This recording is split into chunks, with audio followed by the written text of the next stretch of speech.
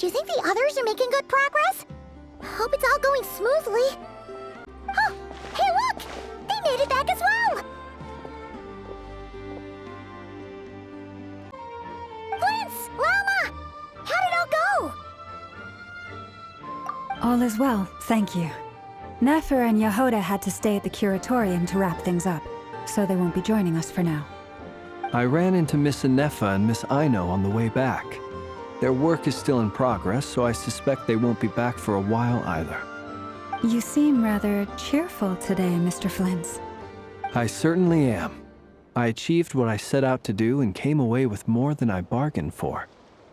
Fighting alone can get quite tedious, but I had the good fortune to run into a pair of brave young warriors. We meet again. How have you been? Albedo! What are you doing here? Thankfully, tracking you down turned out to be a lot simpler than we envisaged. These two courageously lent me a hand while I was fighting the wild hunt. When they told me they were Servarka's colleagues, it all made sense. And given how people of outstanding talent tend to cross paths, it's no wonder you're already acquainted. So, who's your travel buddy, Albedo? Why don't you come and introduce yourself?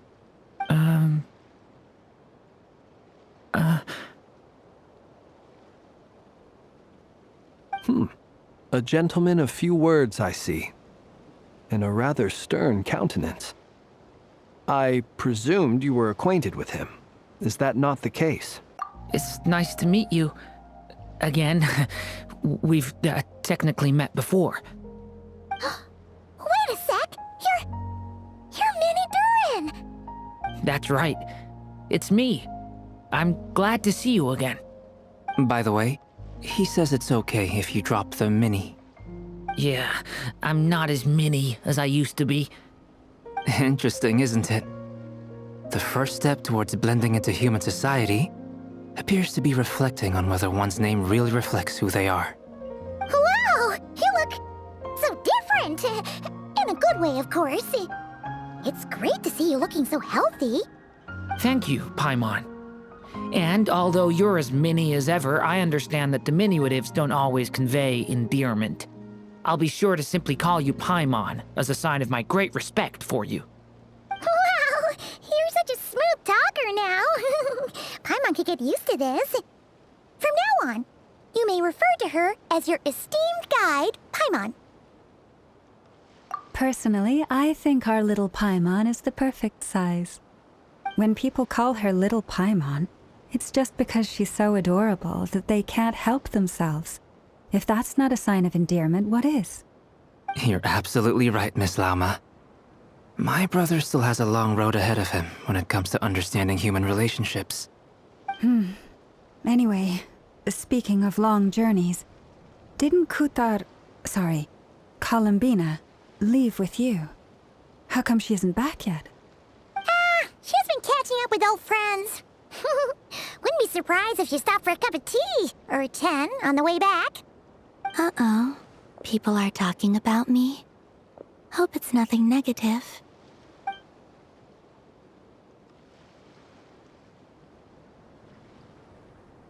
Judging from your expressions, I'm guessing it all went well? It's getting crowded here. I'll go grab some chairs. No need. This is a job for an alchemist. I'll whip some up momentarily. Thank you for your hospitality, ladies and gentlemen, but I was merely escorting my friends back.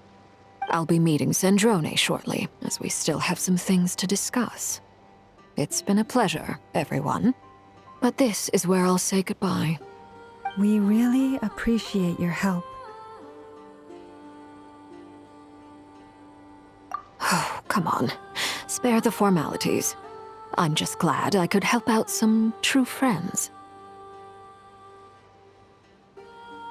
I understand. Well, bye for now, Harlequino.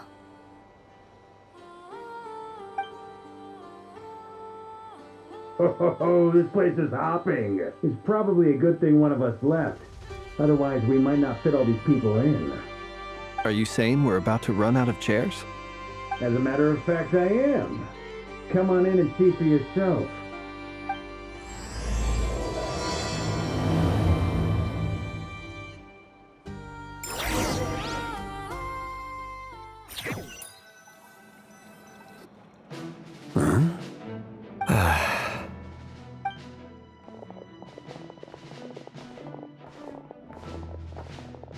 I overheard your little chit-chat outside, by the way. With Miss Columbina's colleague gone, we should be back to the original crew plus the other colleagues I brought in. Though, it looks like we have another new face. Someone else managed to rope in a colleague too? Frankly, you and Paimon are the only people I know here.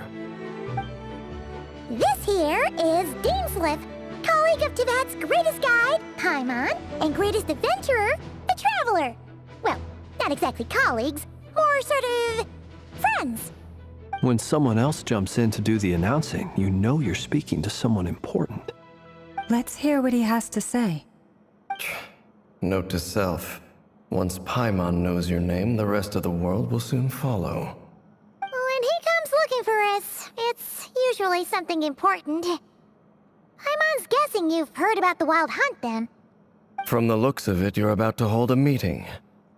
If I were to say that the Wild Hunt is our mutual enemy, would that earn me a seat at the table? As the saying goes, the enemy of my enemy is my friend. Mr. Dainsleif, there's a seat with your name on it. Though, I can't promise the same for everyone else. Hey, Albedo, think you can rustle up a couple more chairs? After all this time apart, Grandmaster Varka's first order is to rustle up a couple more chairs. I've missed this. Is he being sarcastic? Hey, he's your brother. Why are you asking us? I've still got a lot to learn about the nuances of human conversation. Trying to decipher Albedo's way of speaking has been like jumping in at the deep end.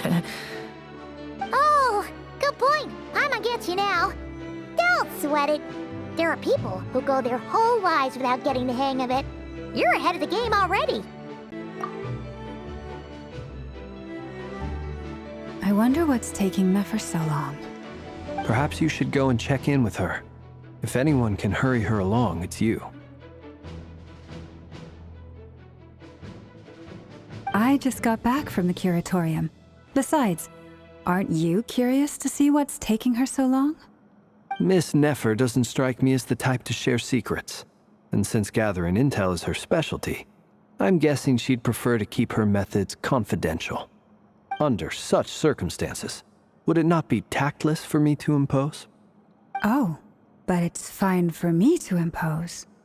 What can I say? You have an unrivaled ability to garner people's affection, Miss Moonchanter. Besides, you have far more in common with her than I do. All right, then.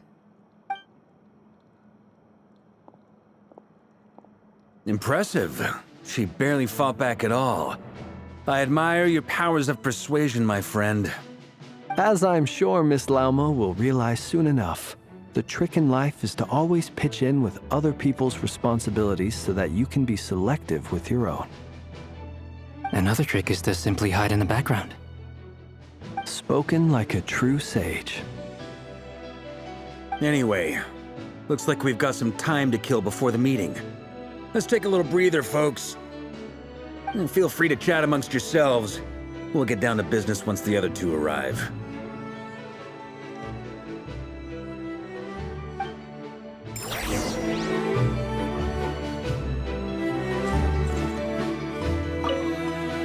You're both awfully quiet. Why don't I start us off with an icebreaker? Much obliged. Have either of you ever had your portrait painted? If not, I'd be glad to help. That sounds like a lovely idea. You know how to paint, then? I dabble occasionally. He's an excellent painter. Tables, chairs, people, dragons, you name it. He'll paint it for you. I'm flattered. If I ever get the chance, I'd like to give it a try myself. I'll bear that in mind.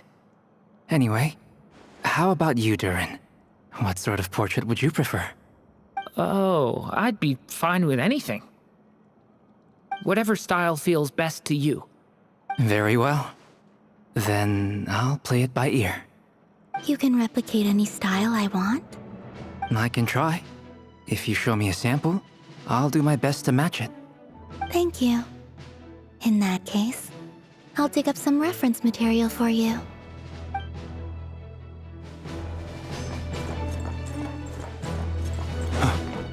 Is there something you'd like to say to me? Yeah! For starters, why'd you just show up here without even giving us a heads up? If you think back to our previous interactions, you may recall that that's hardly out of character for me. You do have a point there. Oh yeah! You'll need to find somewhere to stay the night too, right? Want to tag along with us? You never know. We might get a group discount. Sure, let's do that. Great! Paimon will handle it! And in return, we can get Dainslift to be our very own personal bodyguard. If that's what you had in mind, you should have said so sooner. I'd be happy to help.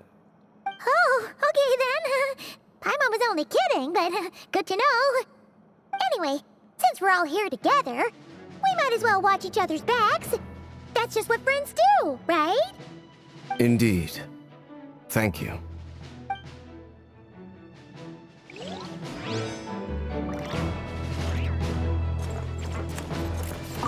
Truth be told, I can't remember the last time I was in a meeting with so many people. You're not alone there, my friend. The Lightkeepers also struggle to bring everyone together for a serious discussion. I don't doubt that. I've only ever met two Ratniki, one being you, and the other being that young guy, Itlua. Itlua is a good apple. I'll give him that. He's kind, honest, and regularly delivers supplies to my lighthouse. A true Ratnik to the core. In that sense, he puts me to shame. So you're what? A fake Ratnik? That's what it sounds like you're saying. But I get the feeling that's not quite what you meant.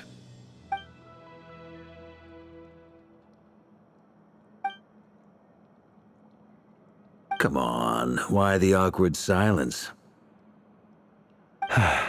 Sorry. I'm not even gonna bother trying to hide it. You've known all along, haven't you, my friend?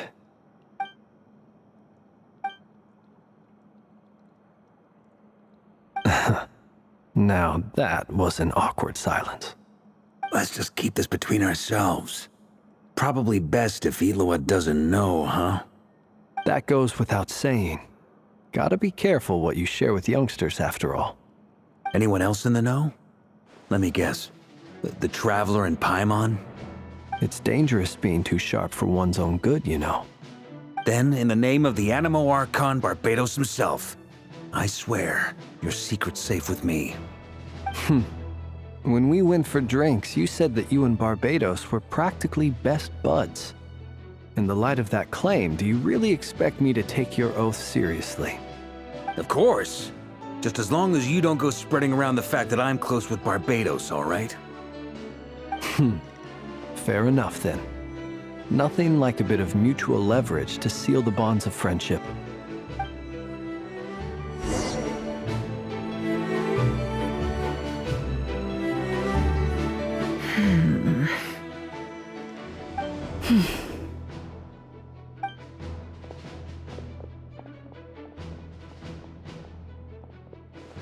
Ah, Miss Nefer. You made it after all. But what about Jahoda? I'm here to give you an update on how things are going on our end. Once this is over, I'll be heading straight back to continue my work. I left Jahoda back at the curatorium to watch over things while I'm gone. Huh. So much for just this once.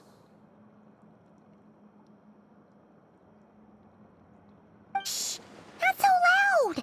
We're on a roll here. What if she remembers and suddenly decides to back out? Did you say something, Mr. Varka? Huh? I didn't say anything. Right, Flins? Must have been a frog. They get so noisy around here at nighttime. It's like they're putting on a concert in the background. Anyway, before we begin, there's a few introductions to make. Let me start by saying that it's an honor to be speaking before so many distinguished colleagues and collaborators. First up, we have Miss Lauma. As Moon Chanter, she's the leader of the Frost Moon Scions, a local religious community in Nod-krai. Then there's Miss Nefer, boss of the Curatorium of Secrets, an intel gatherer extraordinaire. Nefer is leading the investigation into Rerir's background, assisted by Jahoda and Lauma. From the little I've heard, they're making some great progress. Over here, we have Mr. Flins, a ratnik and guardian of the abandoned lighthouse. In our last operation, he courageously distracted the wild hunt to buy time for the rest of us. For those of you who've never met, this is Mr. Albedo, a renowned alchemist and captain of the Knights of Favonius investigation team. By his side is a new face for us all, myself included, Mr. Durin, who has come to lend his aid. Next up, we have the Moon Maiden and former Fatui Harbinger, Miss Columbina. Then we have the Traveler, who's earned more titles than I could possibly hope to list out, so I'll spare you the rundown. And Paimon, the ultimate travel companion and quite possibly the best guide in all of Tevat. Wow! That's a lot of people! Great turnout! Miss Nefer, it looks like you might have another job coming your way, so, congratulations on the booming business, I guess. You think I haven't got enough on my hands as it is? Who's looking for me now? That would be me, Miss Nefer. I have a commission for you. And you are? Who I am doesn't matter right now. What does matter is that I'd like you to gather more intelligence about the Rerir of Solnari. Well, it's not as if we never take on anonymous commissions.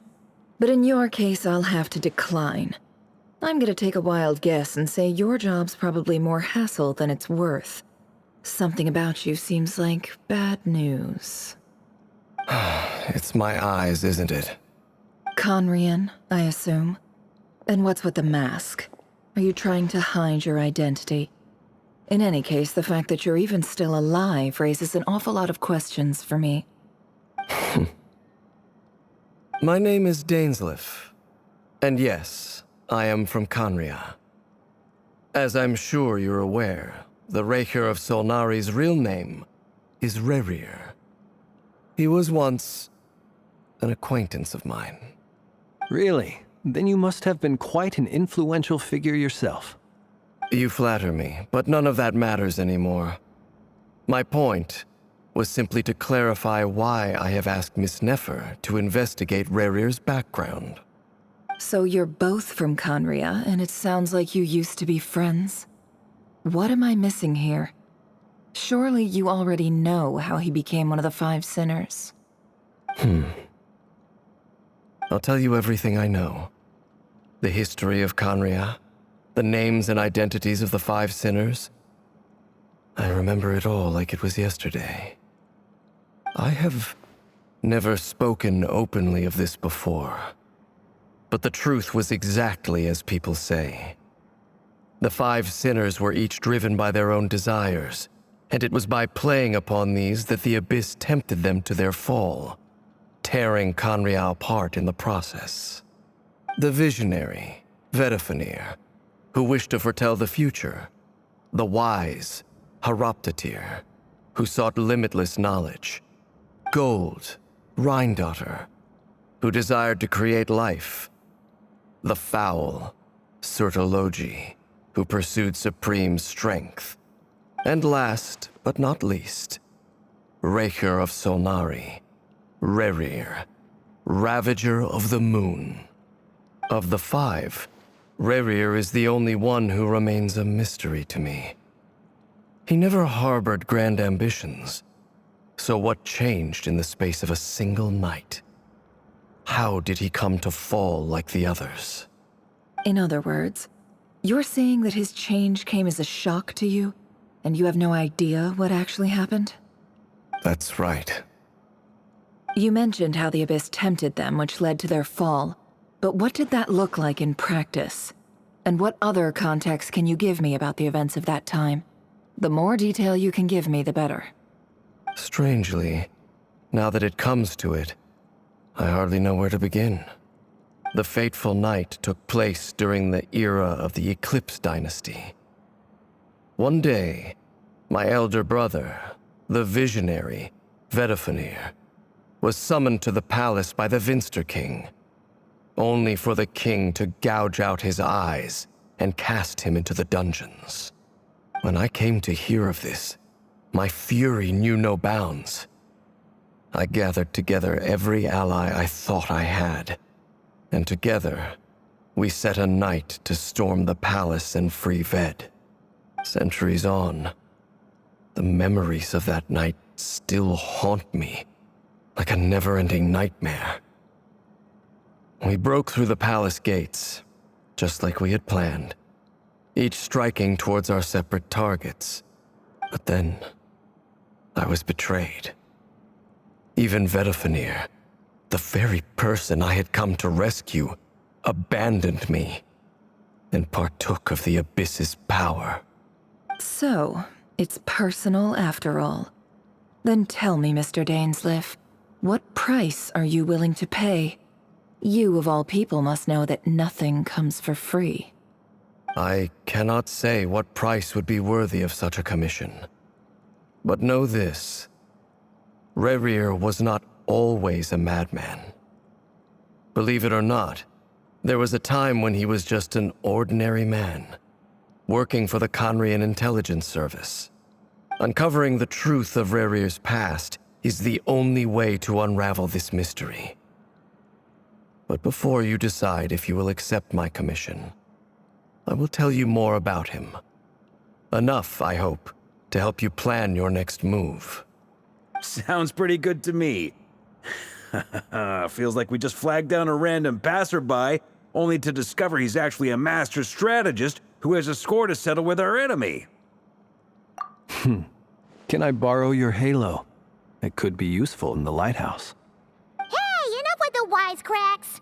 Besides, isn't that lamp of yours bright enough already? Relax. It was meant to be a compliment. If that was a little over the top for your liking, I'll make sure to tone it down next time. I'll give your proposal some serious thought, Mr. Dainsleif. Let's speak in private once the meeting is over. Before that, there's a few things I'd like to share.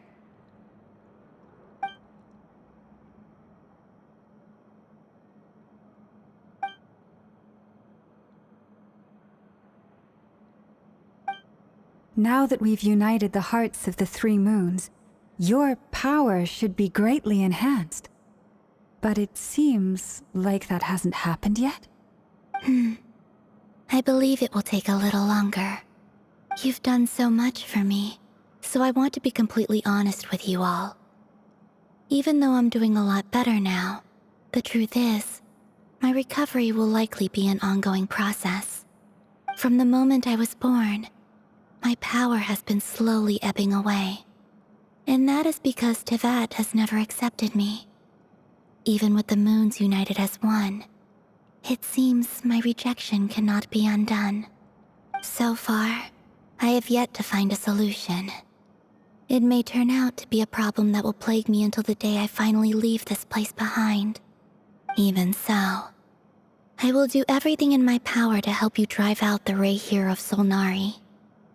As Arlecchino put it, this is not about chasing the spoils of victory.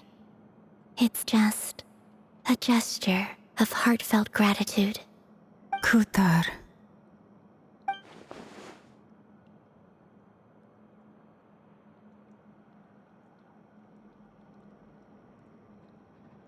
Defeating the Rerir of Solnari will be no easy task.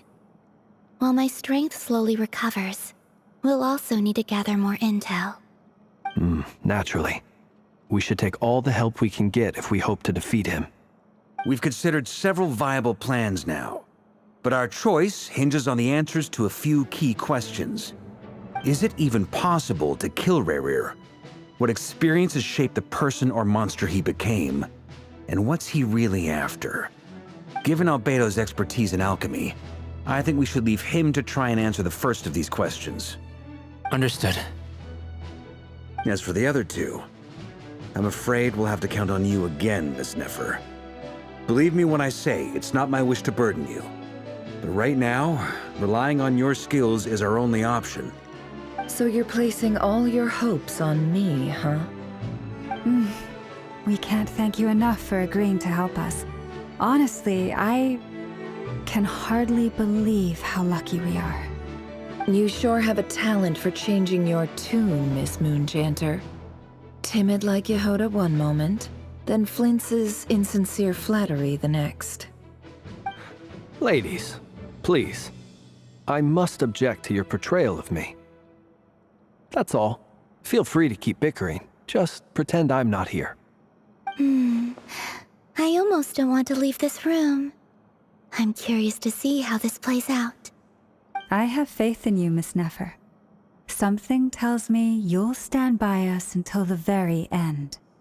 Oh? And what makes you so sure of that? What if I suddenly decide that my compensation is insufficient? This isn't about the money. I can sense that you've got a deep-seated distaste for Rerir. And knowing you, that alone is motive enough. Look at them getting along so well. Like two peas in a pod. And I'm the one they accuse of insincere flattery.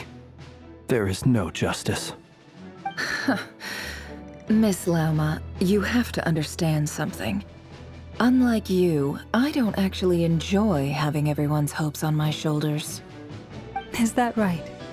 Well, maybe the fact that I'm willing to put my hopes in other people says more about me than you. But the fact is, I also trust you. And that's because I know that you're someone we can count on. Anyway, we've got our plan, so let's get moving. Mr. Dainsleif, let's talk. And Traveler, once we're finished, if you've nothing else planned, I'd like you to come with me. This whole experience is teaching me a lot. For instance, I now know that when other issues come up in the future, I'll have far more luck getting Lauma to convince Miss Nefer than trying to do it myself.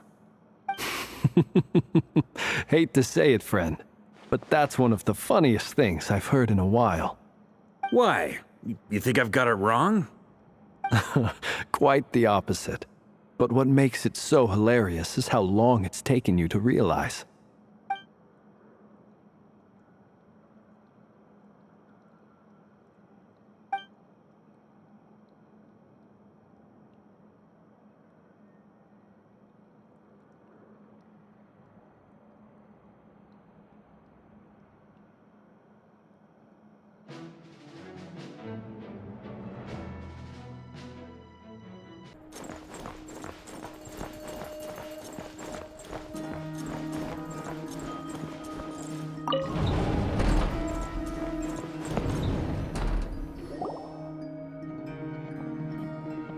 Thank you for waiting.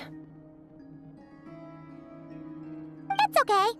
We actually used the time to help Dainsleif get a room at the hotel. That's very considerate of you. Now, I trust you share my curiosity about Rerir's past, and you seem fairly familiar with Mr. Dainsleif already. We spoke at some length after the meeting. He was the one who suggested I should invite you to join this operation. He feels confident that these secrets will be safe with you.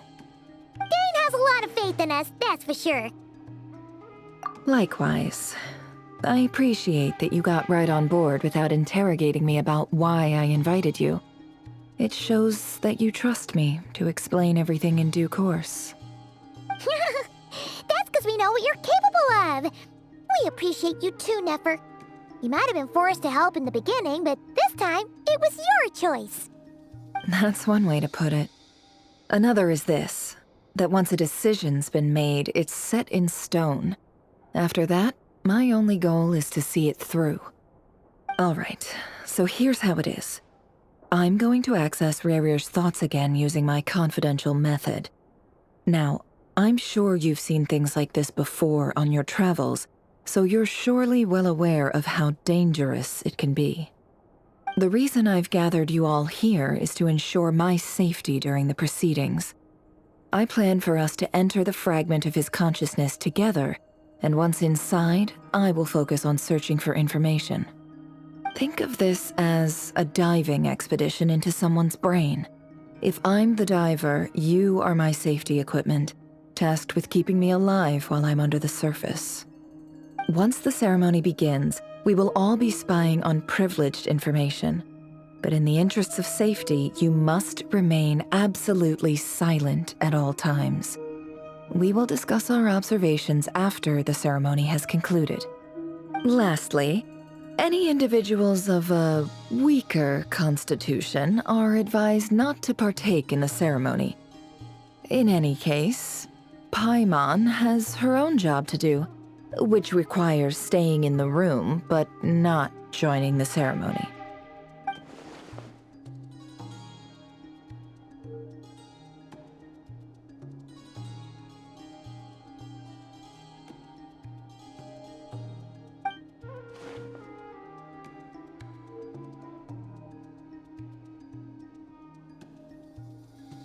Well, good luck, everyone!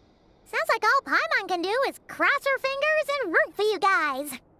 There's a little more to it than that. I was being serious when I said you have a job to do.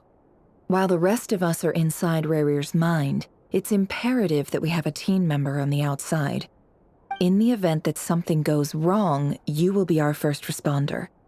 I don't anticipate any issues, but the extra level of safety will be greatly appreciated. I second that.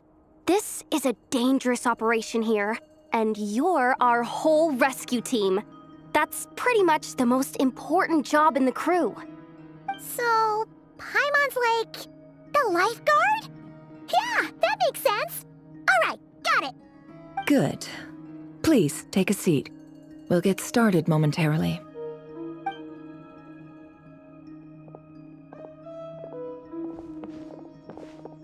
So, did Mr. Dainsleif tell you anything else? He told me that he believes Rerir kept some big secrets in his life. He's not sure that they were the cause of his eventual downfall, but he's asked me to uncover what those secrets were all the same. But surely you're not planning to go through with this, no matter the cost. If you think that, you'd be overestimating me. I'm a businesswoman, not a mercenary. But I do have my own professional reasons for taking this job. You think I'd turn down the opportunity to get a first-hand glimpse into Conrian history? No chance. Well, as long as you don't let morbid curiosity get in the way of safety concerns, we're good. We'll do whatever we can to help you. You're such a killjoy.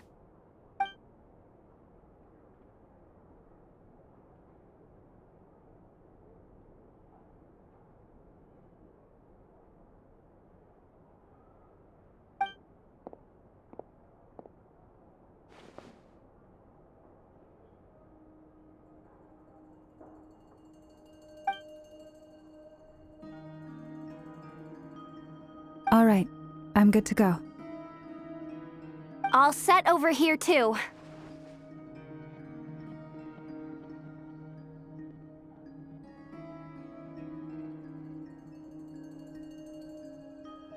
Promise, Paimon, you'll be extra careful. All right. Let your whole body relax. We're about to begin.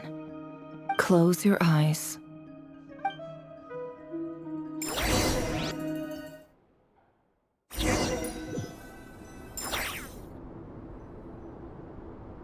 Phew. Could this be his office? Pretty standard setup.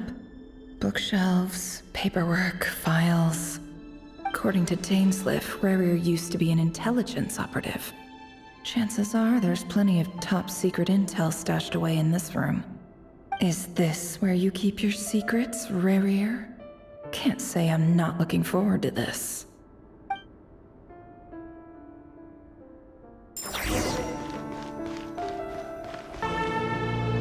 Bookshelves full of documents. Looks like these are all Crimson Moon. Yep.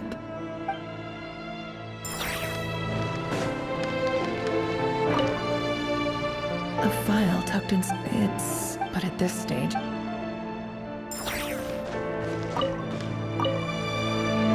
Wonder what kind. Aha! Please, hear me out. I saw someone. There's a note in the margin. Could the voice in the record?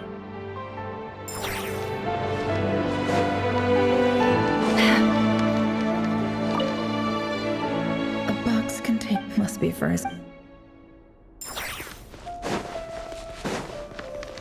He looks even gloomier than last time. I wonder what's changed.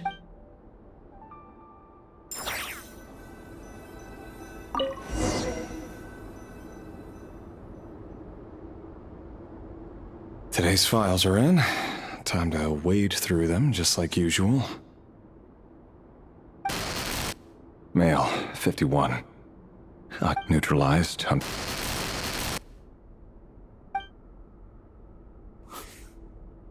This one should be archived under purged targets. Female, 23. Occupation, office clerk. Confirmed Crimson Moon descendant. Neutralized.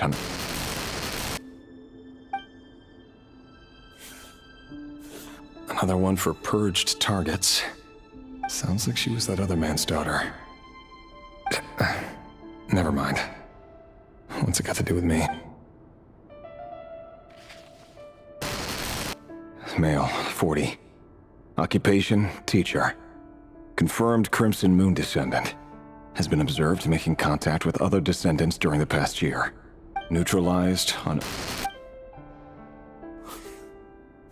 Just another nobody for the archive. Come to think of it, I remember surveilling this man. A case like his never would have been considered a priority in the past.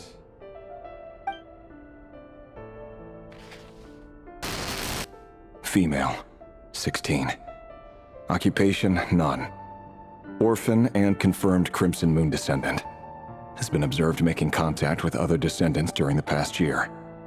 Poses a threat to the dynasty. Neutralized on...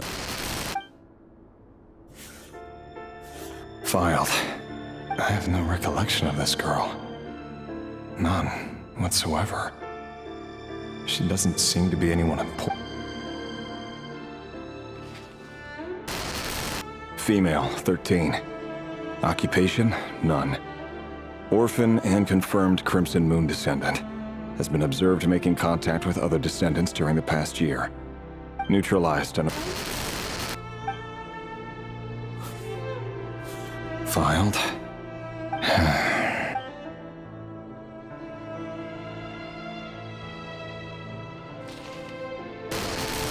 Male, 11. Occupation, none. Orphan and confirmed Crimson Moon descendant. Has not been observed making any contact with other descendants during the past year. Poses a threat to the dynasty. Neutralized on...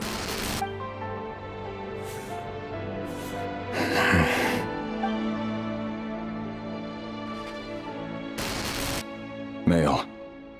6. Occupation, none. Orphan and confirmed Crimson Moon descendant. Poses a...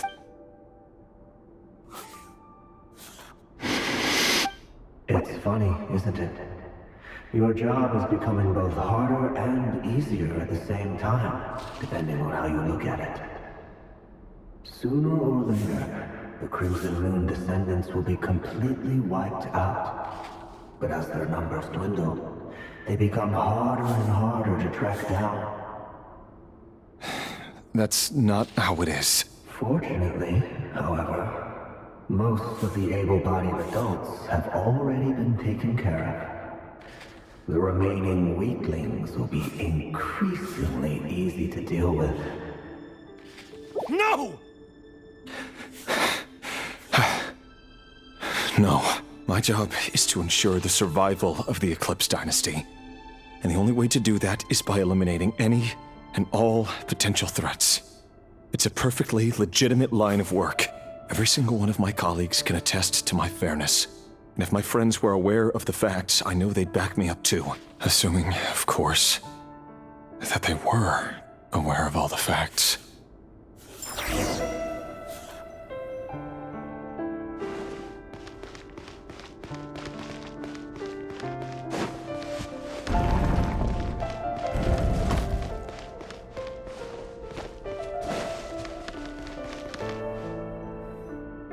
Mr. Vedafelnir, it's been quite some time since we last met.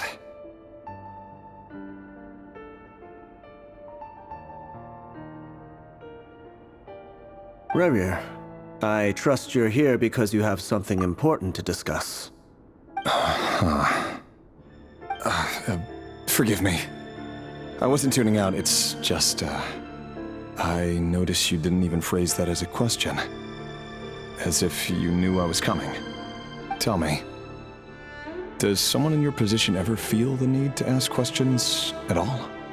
It is indeed within my power to foresee certain things. Things like your arrival. I was just thinking, it won't be long before I'll be inviting both you and Dane to my wedding. That isn't a lie, but nor is it a fact as such. It's a wish, isn't it? No fooling a prophet, is there? Ever since that day we met for drinks, I knew it was only a matter of time before you came looking for me. Does it feel good? Knowing how the future will unfold. I'm afraid the notions of good and bad fail to capture the complexity of what such a power entails. Once you've seen what will come to pass, it can be all too easy to succumb to fear and melancholy. Unless, of course, you learn to abandon these feelings.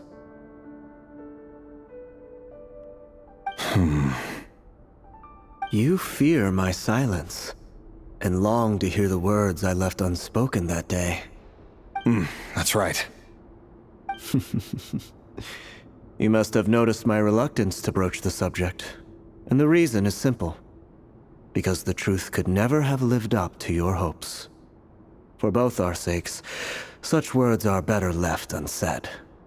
The burden of prophecy was never meant for your shoulders. So who exactly do you deem worthy to hear your prophecies? None but our exalted king? Or rather, our king as he once was. You're closer to his majesty than I am. You must know better than anyone how much he's changed. You say that as though it is to my benefit. Yet precisely because of that, I dare not speak rashly. A king can turn out to be the most virtuous of rulers, or a tyrant more terrible than the most vicious of dragons. You are so wise and far-sighted, yet still you would have me live in fear of the unknown? You make a fair point. Especially given my silence alone was all it took to send you spiraling downwards. Very well then. Let me offer you some advice. And I say this not as a prophet or a visionary, but simply as the brother of your friend. For many reasons, there is very little chance of your marriage ending in happiness. If happiness is what you seek, you should find another fiancé.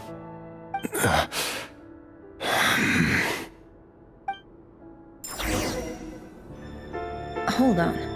There's that same black fog again.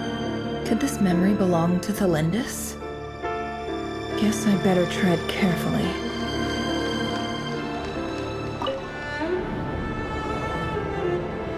Wait. Hear me out.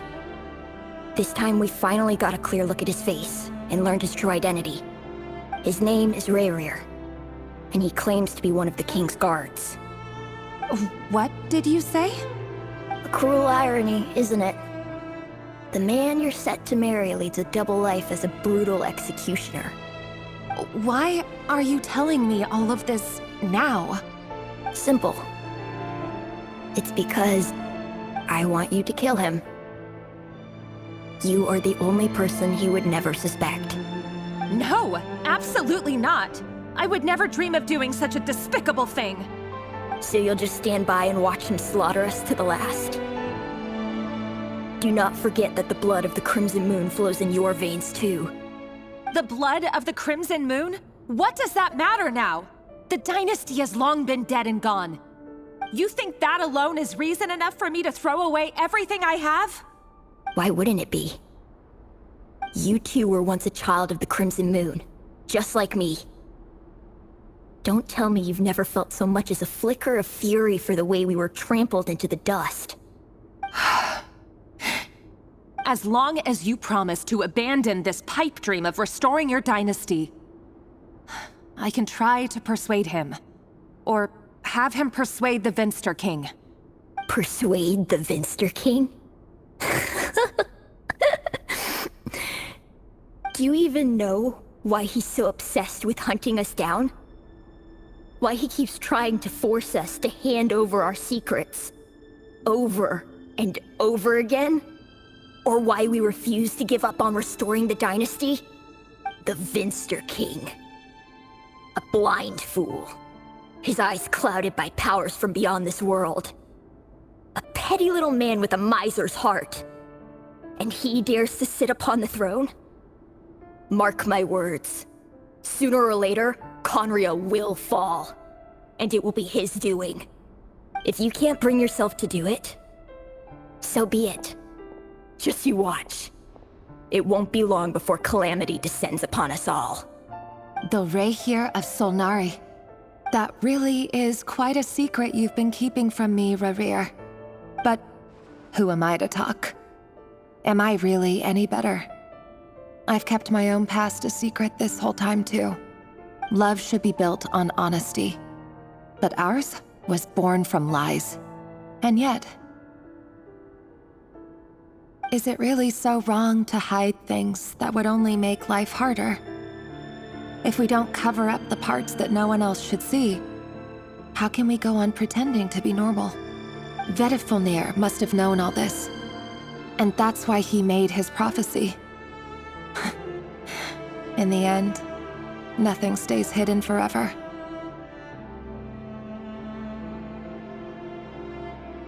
But I won't just sit by and watch this disaster unfold. I'll do everything in my power to protect what I cannot afford to lose, no matter who I have to face.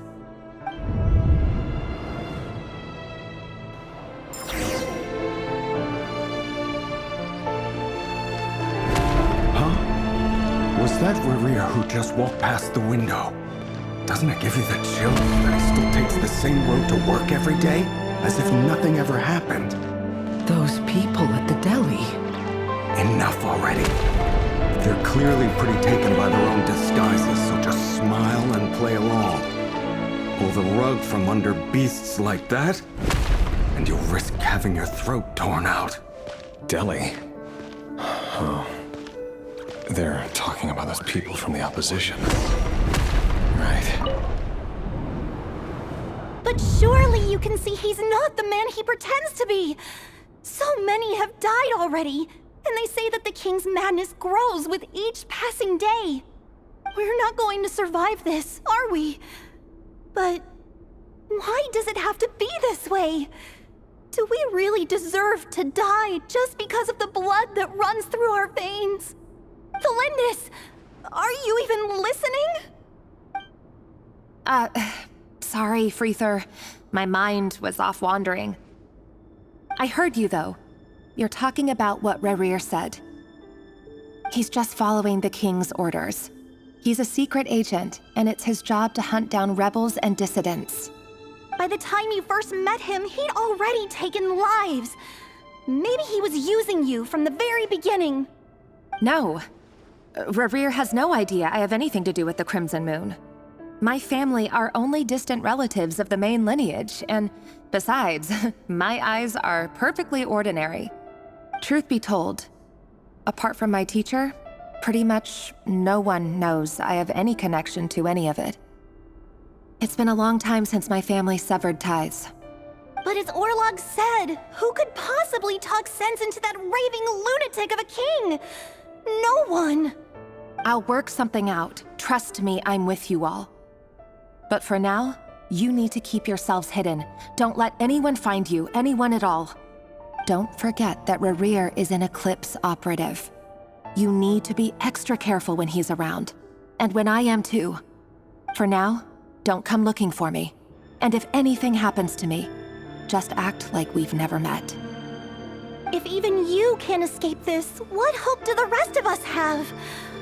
But after all this time together, surely he wouldn't lay a hand on you. I won't speak in his defense, nor can I give you a clear answer to that question. But I'll do everything I can to put an end to this. Here, hold on to this. If an opportunity to escape presents itself, take it.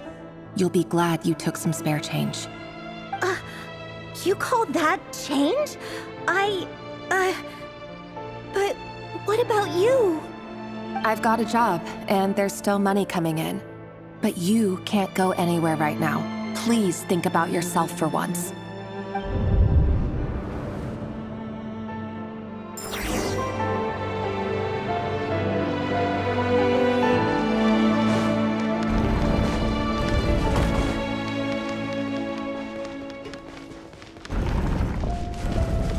Another day, another round of assassination training. Training ground is just beyond this hidden passageway. When you kill a person, doesn't it bother you when you end up covered in their blood? Why would it? Aren't we all just walking blood bags? But not everyone is accustomed. Make sure you have a firm grip on the handle, then choose your angle well.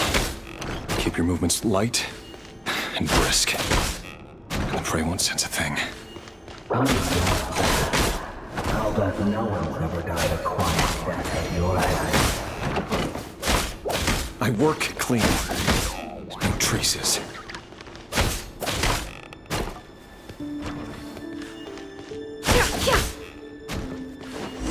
That doesn't make it open to the board, though. The king just happens to give you a job. What if somebody doesn't? That won't happen. He's changed. Ever since you suddenly dispelled that power. He only had you take out a handful of the guilty. The ones I've dealt with have always been guilty. And I've carried out my work flawlessly.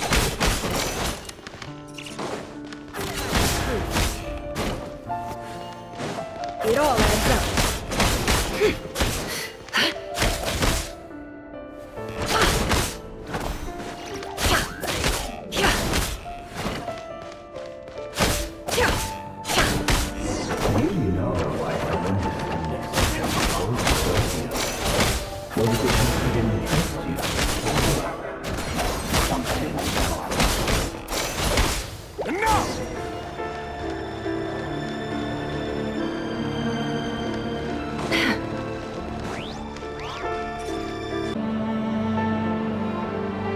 Emotions are like a raging torrent that surges through the mind.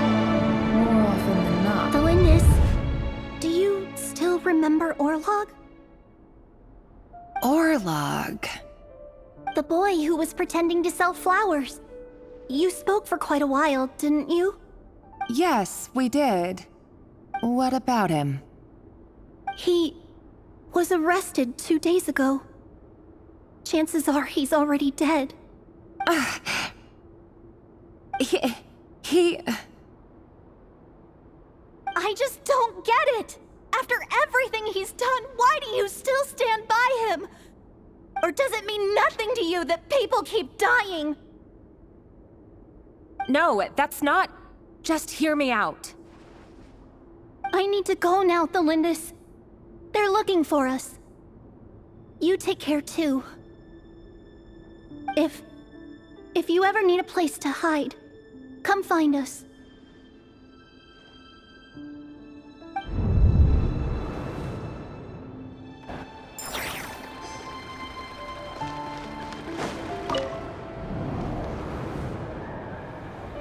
Author Tholindis. Over the course of this week, the research object was subjected to interference for a total of 47 hours for experimental purposes. The results are as follows. All subjects of observation that were sent inside have now... The situation within is proving more problematic than anticipated. No progress whatsoever. What now? Won't you give me even a glimmer of hope? Things are getting worse by the day. I have to find a way or we'll all be in danger.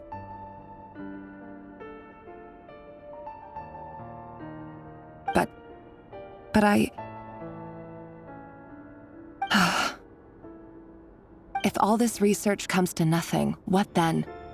Sooner or later, it'll be my neck on the line. But could he really bring himself to kill me? No. Surely he wouldn't have the heart.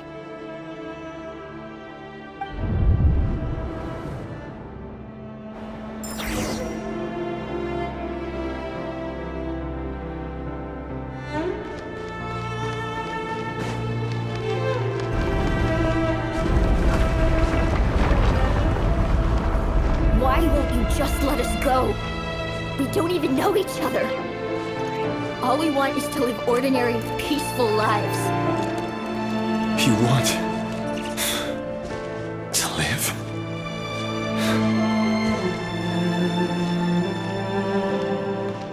Yes. I just want to go on living. Is that really such an unforgivable crime?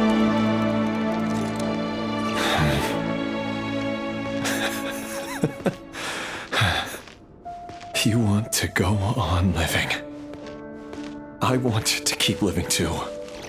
To keep living forever. That's why I have no choice but to continue on the path I'm on. If only some savior would suddenly swoop down and change the way the world is. Too bad that's not going to happen. Imagine that. If there really were such a person, you and I wouldn't be standing here like this, would we?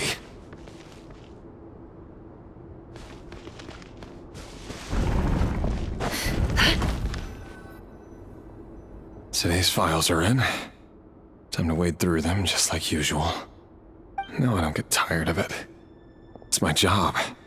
And not only am I lucky to have it, I'm good at it too.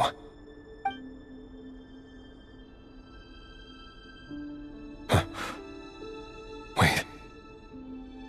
That's... Tholindis?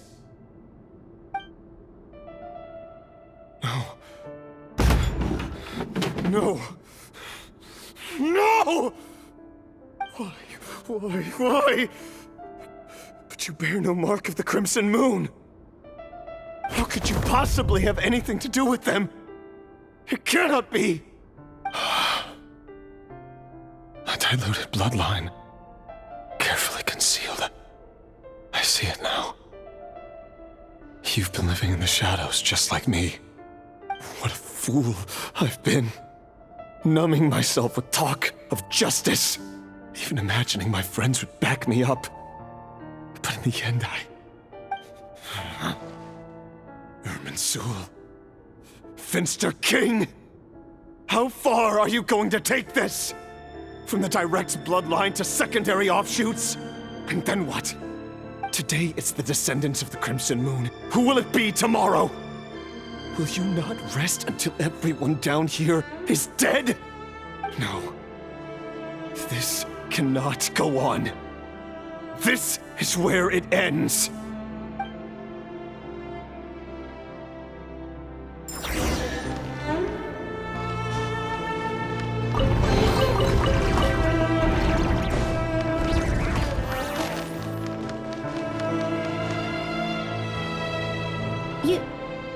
You're really letting me go? I am. As long as you can guarantee that no one will find you. Don't worry, I'll be extra careful. No one will know I was here. But what about you? Me? If you let me go, you won't be able to complete your mission, will you? Good point. In that case, maybe you should stay. No, please! I just want to see the outside world again. To... Go on living? Yes. I know you're a man of your word. So please, just let me go. If I let you leave, what will become of me? Just kidding. Go, now. But remember, don't let anyone know you were caught. We'll be seeing each other again very soon if you do. Even shadows in the dark must live by a code. But you can't save everyone.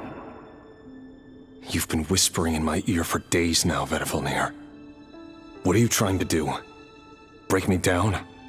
I only say this because you long for an answer to your problems.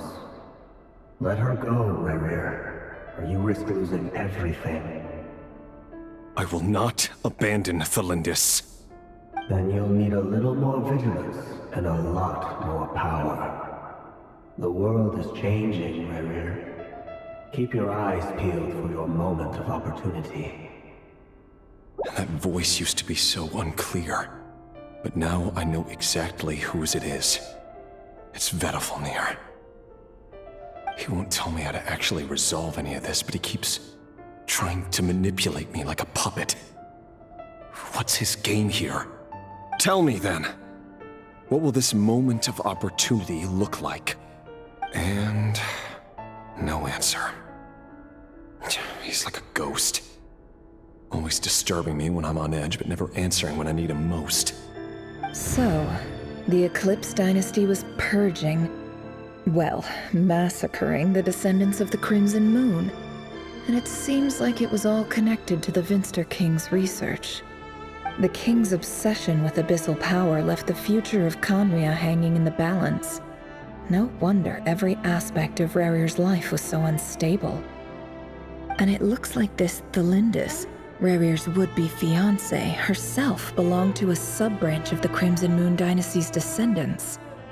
It almost defies belief that a couple like them could hide the truth from each other for so long. If the Vinster King hadn't intervened in such a drastic way, they might have gone on deceiving each other for the rest of their lives. And why does Vedderfanir, Dainslif's older brother, keep talking in Rerir's head? This guy kept more secrets than I ever imagined. The human mind is like a vast desert of shifting sands. When you follow the flow of someone's memories, you only ever see the parts they're willing to let surface. Time for something a bit more creative.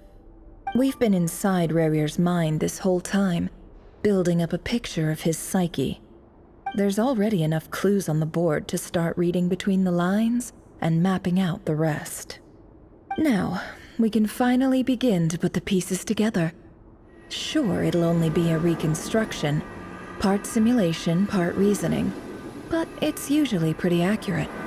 Once we've built up a cognitive profile, we just need to cross-check the logic behind his actions.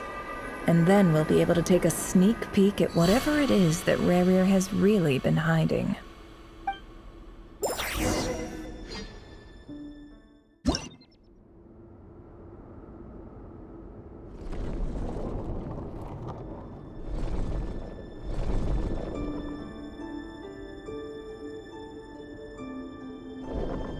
Rerir, are you there?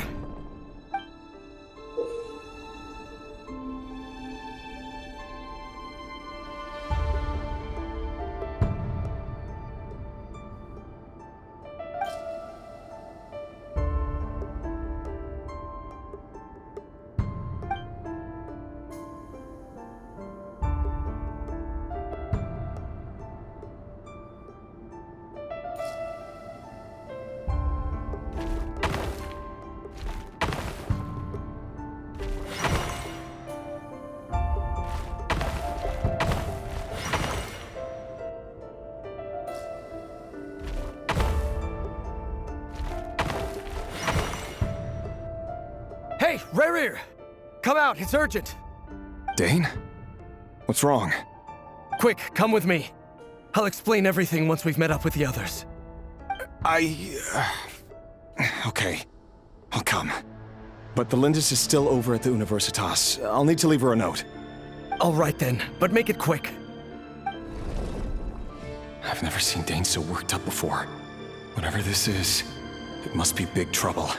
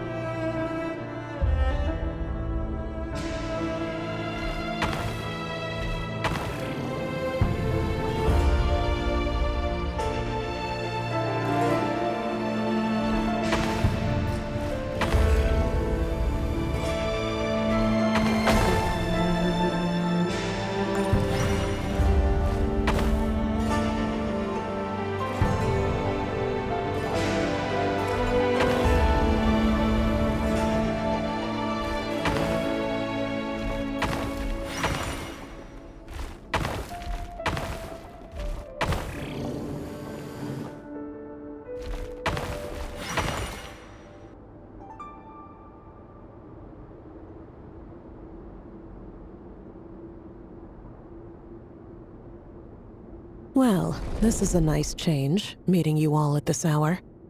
When men and women of ambition can speak face to face in broad daylight, I say that's a big step forward for our dear Conria. Don't be ridiculous. We do not fear the day. Why would we seek refuge in the night? You might ask your blade that same question. I'm told it prefers the cover of darkness. The word on the street is that Sir Elegy only strikes when he has an unfair advantage. But that is patently false. I see you're missing an arm and a leg. Surely only a fair fight could explain that. If this is your way of offering me replacement limbs, believe me, I'll take them. Oh, we can certainly discuss that. With bioalchemy, anything is possible. Assuming I have your full support in my research. Lunatic. Robtatir, what brings you here? Why, Dainsleif, of course. He invited me. Please, cast aside your apprehensions, Miss Rhindaughter. Whatever the rumors may say, I am but a humble servant of the king, and I can assure you he affords me no greater convenience than he does you. Well, the Universitas Magistrorum won't stop fawning over you, so at least some of the rumors must be true. You're clearly doing well for yourself, so drop the humble servant act. It endears you to no one. You're president of the Universitas Magistrorum, the chief royal mage known as the Wise by royal appointment, and by far the most favored among the 4 pillars of Conria. Vice President Veit doesn't even try to hide his envy when he sees you. My success is the product of hard work and good luck. It's as simple as that. Were the king not such an extremist, I hardly think I would have received a senior post at my age. Of course, no job is without its gripes. Serving a king like ours can be a challenging task, as I'm sure you can imagine. And as for Efterveit, in missing out on the presidency, he's dodged a mountain of stress. Like everything else in life, it comes with pros and cons. You're all here. I apologize for the short notice, but it was an emergency.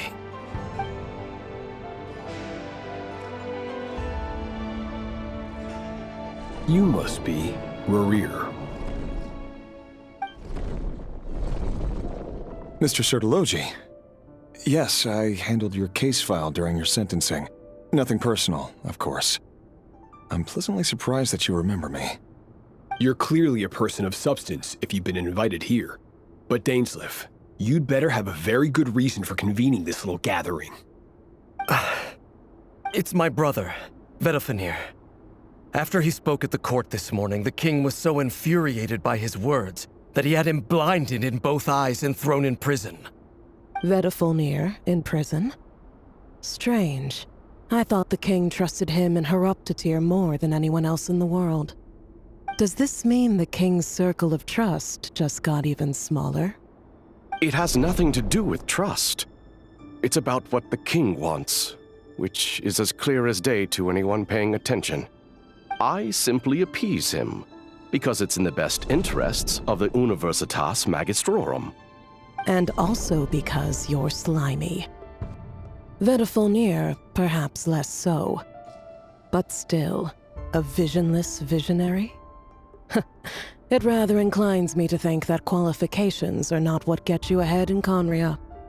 Do you honestly think this is an important discussion to be having right now? Dane, what are you planning to do? Rescue Vedalfenir, I assume. Correct. It will mean storming the palace by force. Tonight. I need all of you on my side. That's far too dangerous. And don't forget, Dainsleif, you're captain of the Royal Guard. You swore an oath to the throne. You've been planning this for a while, haven't you? I have no desire to commit treason. But whatever critique the king may have of Vedalfenir, disfiguring your most loyal subject for putting the best interests of his court and nation first, this is not the conduct of a wise ruler. My blade will force the king to see the error of his ways. So, Vedalfenir's prophecy enraged the king. I'm sure it wasn't what he wanted to hear, but if he won't take counsel even from the visionary, that is deeply troubling news. The extent of His Majesty's madness is now all too clear. The question is, how does a man like me get out of this situation unscathed? You have noble ambitions, Dane, but I'm afraid they don't do much for a guy like me. I'm not interested in saving the world. All I want is a letter of pardon. A letter of pardon? For whom? Tholindis? The chances of the Vinster King issuing a pardon for anyone connected to the Crimson Moon seem vanishingly slim.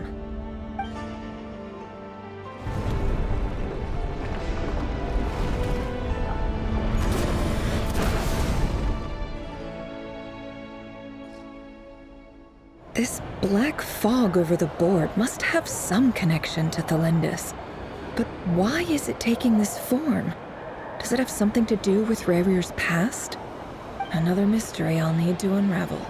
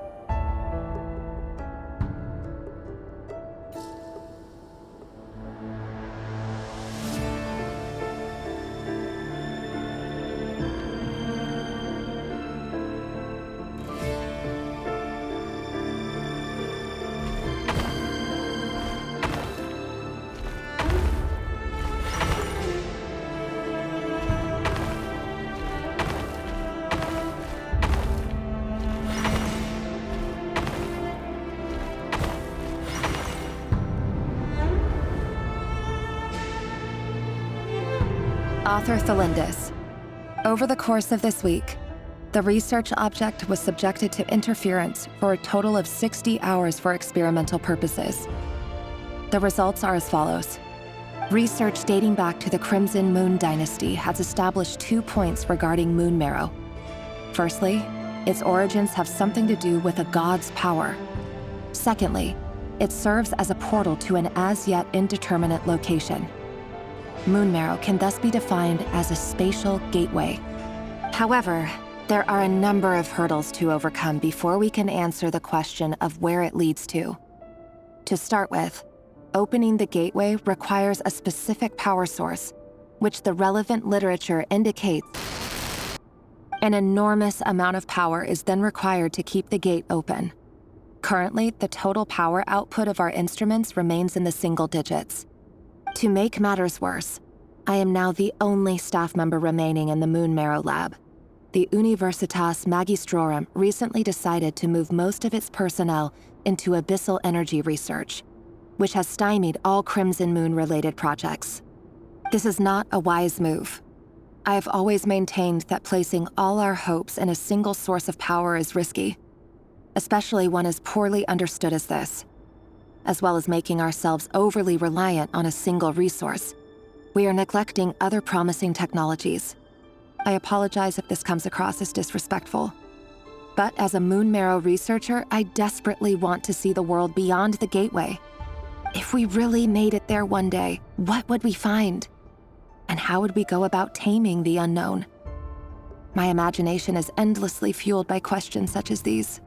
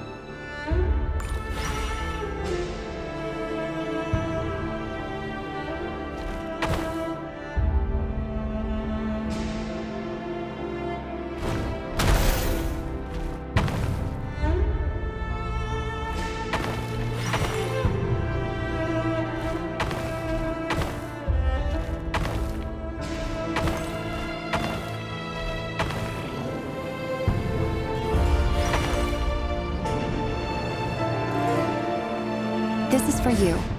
I heard you're gonna leave the city with your parents. Tholindis, did you hear about what happened? I've heard nothing. Rerir got back very late last Friday, and he was acting a little unusual, but he slept pretty well, so I'm guessing whatever he did was a good deed.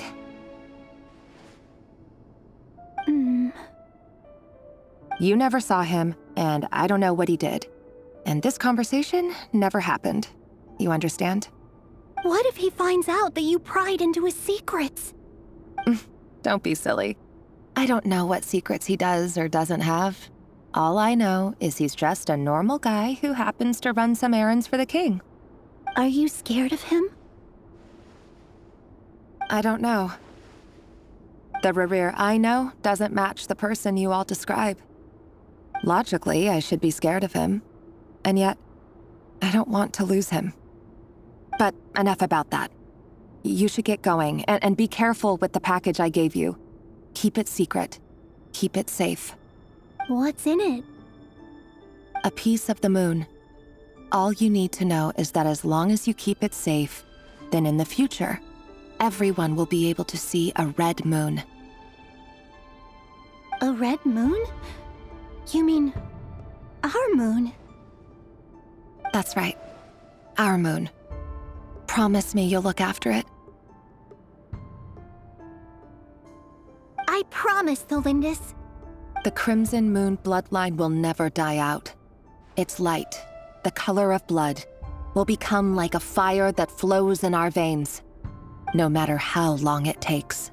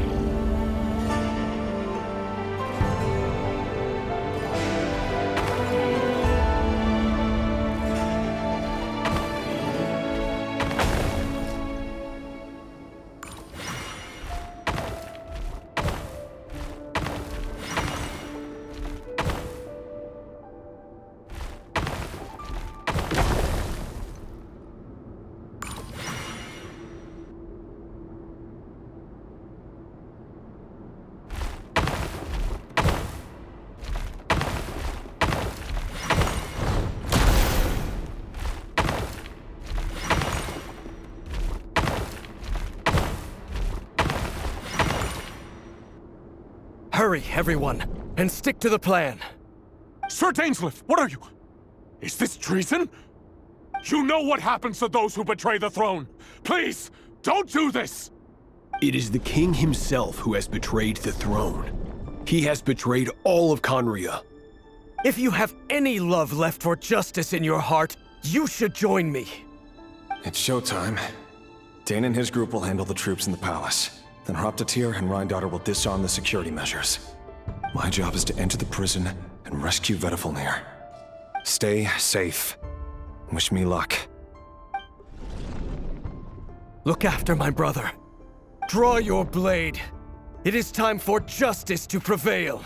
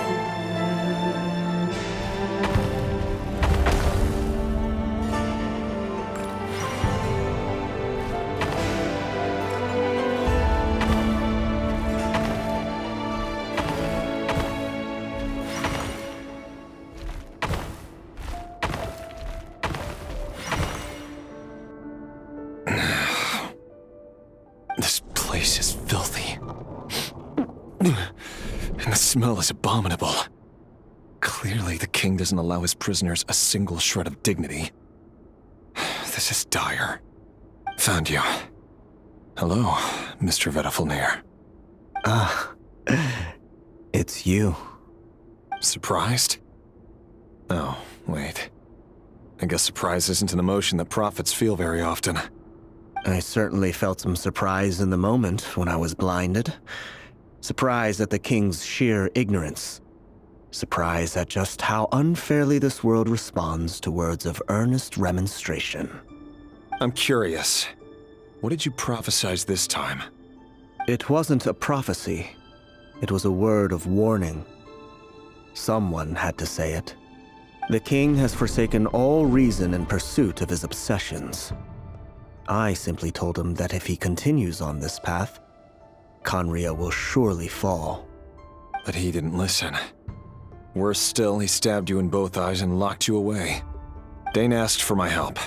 The court is in complete chaos now, but I'm sure you predicted that. Everything is transpiring as I foresaw, yet I am powerless to change it. Fate is an immutable force. I can but lament as the inevitable unfolds. I do wonder whether giving a man the power to see the future does nothing more for him than slowly crush his spirit. Forgive my curtness, Vediflnir, but the king did not suddenly turn on you today. His suspicions have been brewing for a long time. You can't have wisdom beyond the reach of your fellow man without attracting his fear and suspicion. There are things the king does not want to see. So, he doesn't want you having visions of them either. He blinded you because he thought this would make the visions stop. He wasn't entirely wrong. I did indeed lose my power to see the future. Right up until... Until what? Just now. I believe I saw something new. Well, tonight could go a lot of different ways. 5 of us banded together to storm the palace, all so we could rescue you. This will go down as the most tumultuous day in Conrian history. I sense hatred in you, but also hope. A desperate hope that with the tyrant deposed, that will be the end of the story. But this is not the end. It is the beginning of a new chapter in a whole new story. There are many men of honor and courage in this world, Rerir. But you are not one of them. You're not here for justice, are you? You're here for yourself. Is that a dagger? Interesting. Why not the polearm? It was always your weapon of choice. With your abilities, I don't doubt that you were able to recover some of your sight. But I also doubt that you want to make an enemy of me right now. Of course not. We're on the same side, aren't we? We could be. But I need you to be honest with me, Vedafilnir. At this point, you're my only hope for the future. You mean your future? With your beloved, Tholindis? Yes. And I know there are bigger things at stake here. A dynasty, a nation, maybe the entire world. But forgive me, I care first and foremost about myself. I can't abandon the one I love to save myself. I just can't do it. But you see a broader picture of the future than I. You see the solutions to the biggest problems of our age. So tell me, what is my solution? What's the answer? In matters of fate, answers are either right or wrong. What will be and what will not. Maybe you are willing to pay a certain price in the pursuit of happiness, but unfortunately, fate does not negotiate. That is the cruelest thing about fate. It is unmoved by your sacrifices. That can't be true. I know it's your voice that I keep hearing in my head, urging me to see how the world is changing, to seek more power, so I can protect the things I love. You show me disaster, but you won't show me how to avoid it? Why? Why are you doing all this? My voice. In your head.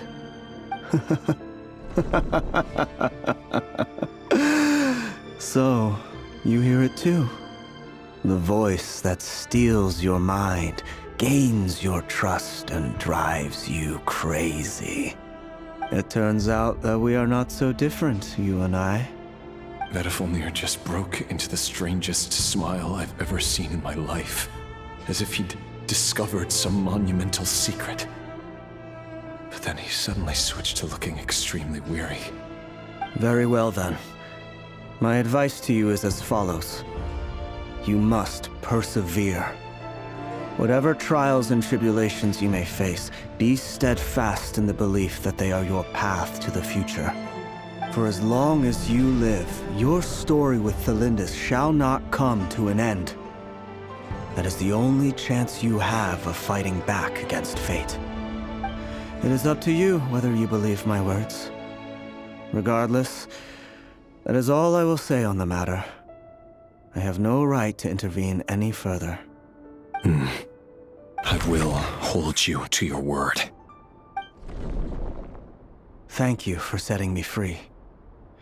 In return, I will tell you one more thing that you cannot afford to ignore. Just then, a strange wave of energy rippled through the city. We had no idea what it could mean. If I were you, I would head to the Universitas Magistrorum. The Universitas? Oh no! I'm sure we'll be seeing each other again very soon, Rerir. Whatever Vedafilnir said, I didn't catch it. I didn't even help him out of the prison. There was no time to lose.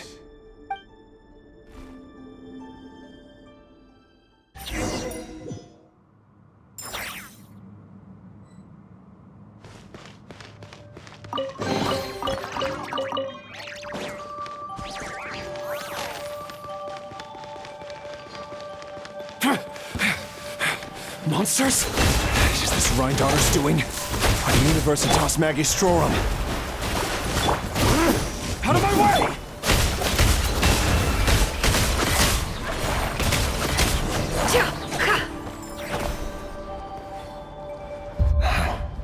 The Universitas. That reminds me of a rumor I once heard. Allegedly, the king installed secret mechanisms in the palace and around the city. No one knows where they are or what kind of power they hold. But if they were ever gonna activate, it would probably be on a night like tonight.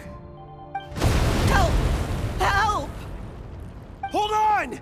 Don't let them anywhere near you! Save me! I can't! Ah! That sounded like an explosion. So, the rumor is true? The king really went through with it. What other means does the king have at his disposal? They must run on power from the Abyss, and given it's a major center of Abyss research, anyone over at the Universitas will be in grave danger. I have to hurry!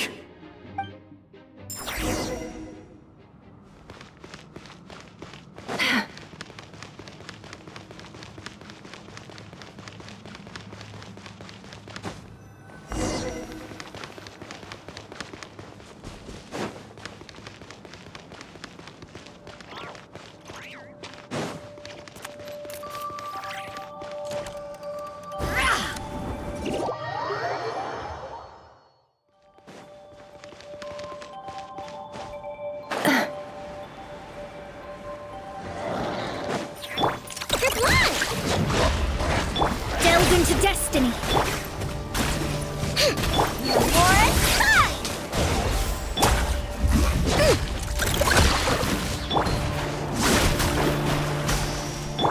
It all adds up. It all falls into place.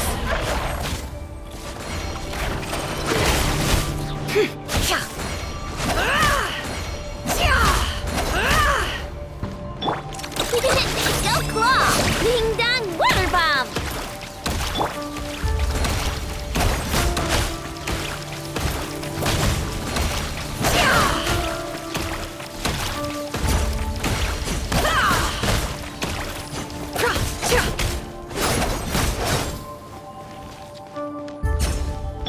Let me scry.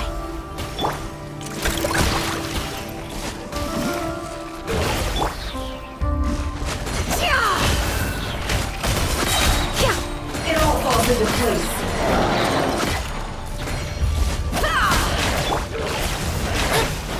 Decided by destiny.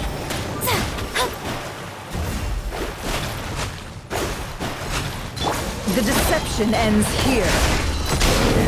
Time to come clean.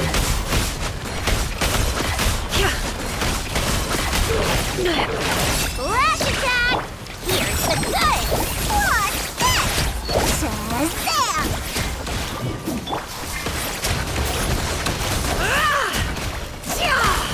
No more lies.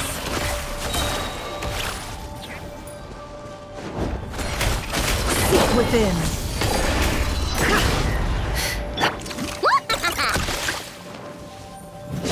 Shadows of fate. Let's sweeten the deal! Look, the rainbow! Chew on this! What's this? Let me scry. Time to come clean.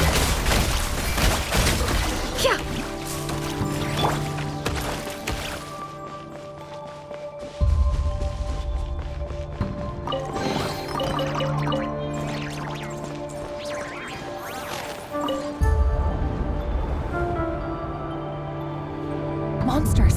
At the Universitas Magistrorum? Why now? Oh no! They're coming! It's no use. The table won't hold out much longer.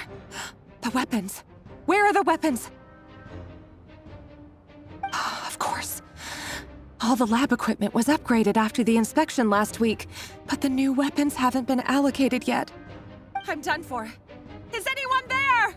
I need help!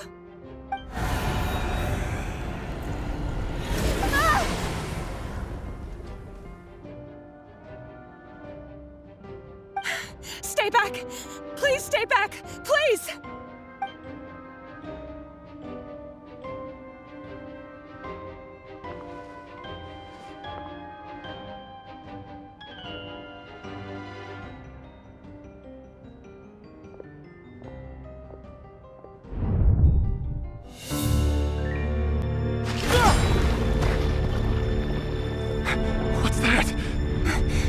Rerir! So the rumors about your work are true. What? No! Listen, something happened at the palace tonight. We have to leave! You don't need to lie to me anymore. What do you mean? I know why you're worried, and I will respect the decision you've made. But it's okay, because I found a solution. I know how to end all this. You can have it back. The normal life you so desire. But until then, I'm afraid our wedding will have to wait. Tholindis? No, don't do it! Tholindis! Tholindis!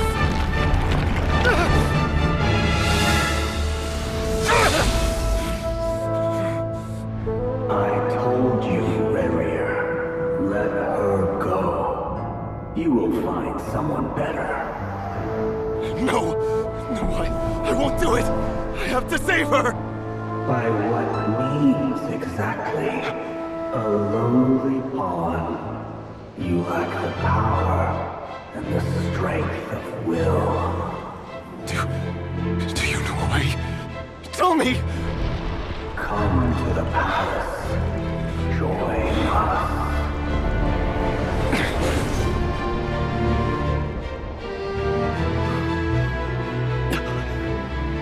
Rerir, thank goodness we...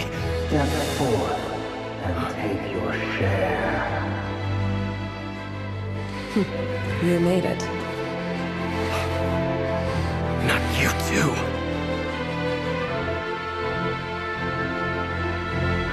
Hatred or grief, despair, desire.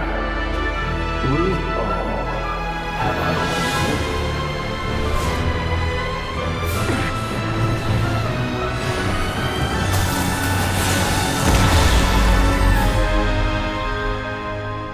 Rerir. Rerir. Tholindis? Were you daydreaming?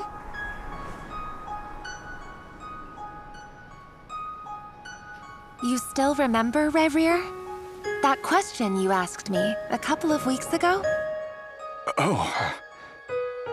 You mean the proposal? Yeah.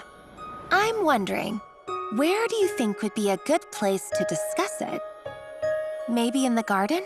Or were you thinking a fancy restaurant? It's your choice.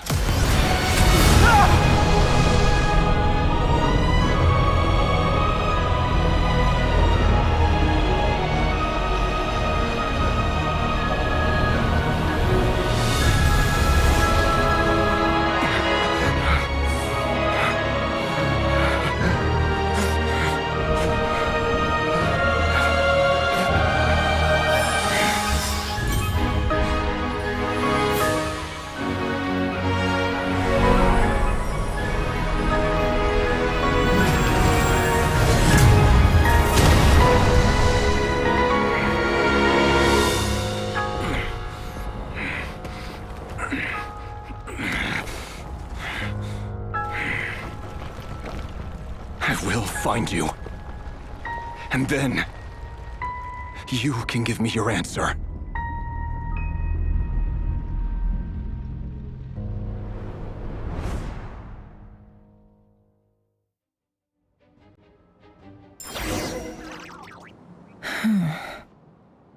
So that's how the Raker of Solnari was born. A monster created by circumstance is a monster all the same. Viewing other people's thoughts for too long can get uncomfortable. Right now, I'm feeling a strong sense of loathing. In a nutshell, the story of Conria is what happens when the truth falls by the wayside. Everyone tells little white lies, and before long, you have a huge pack of lies that destroys everything. Whew. Time to get back. His past is filled with sorrow, but the tale of any fallen civilization is one of endless tragedy. Cruel as it may be, That was Conria's fate.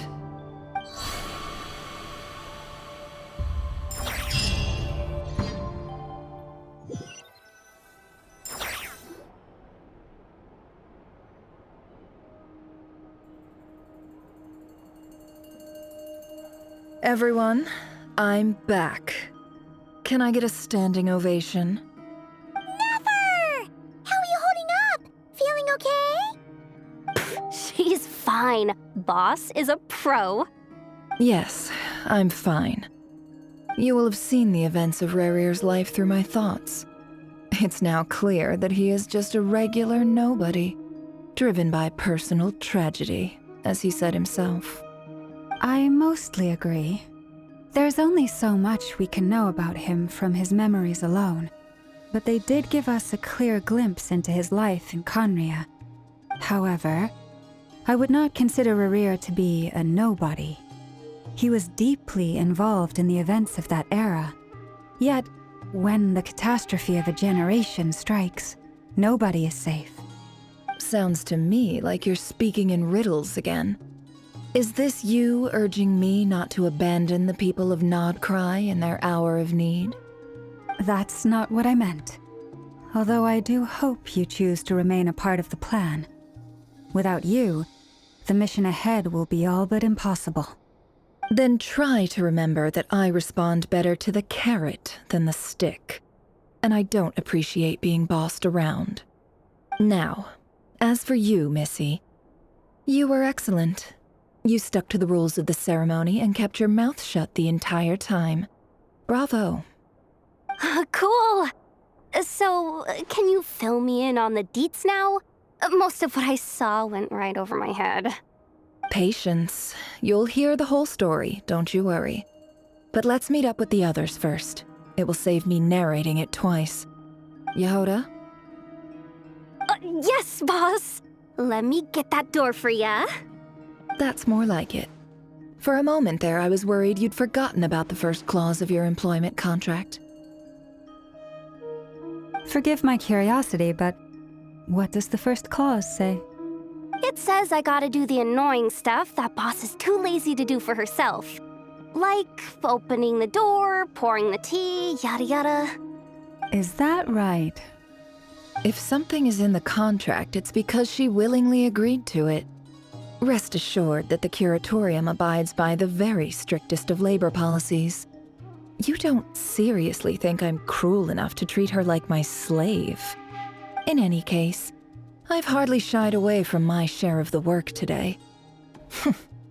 Hope I don't catch Flins and Varka lounging about in their chairs, enjoying a leisurely cup of tea. There's nothing I dislike more than other people enjoying themselves while I'm hard at work.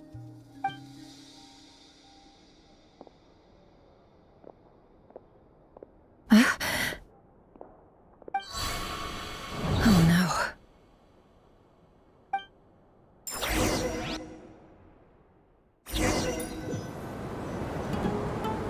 Sorry to disturb you, but we seem to have run into some trouble. Evidently so. Don't worry, I'm not about to leave you to fend for yourselves. I'm not that kind of boss. And it would go against the curatorium's labor policy. I'm sorry? What did you hear me say? I wasn't talking about labor policy. Wait. How long have I been standing here? Not long. You just appeared by the door a moment ago.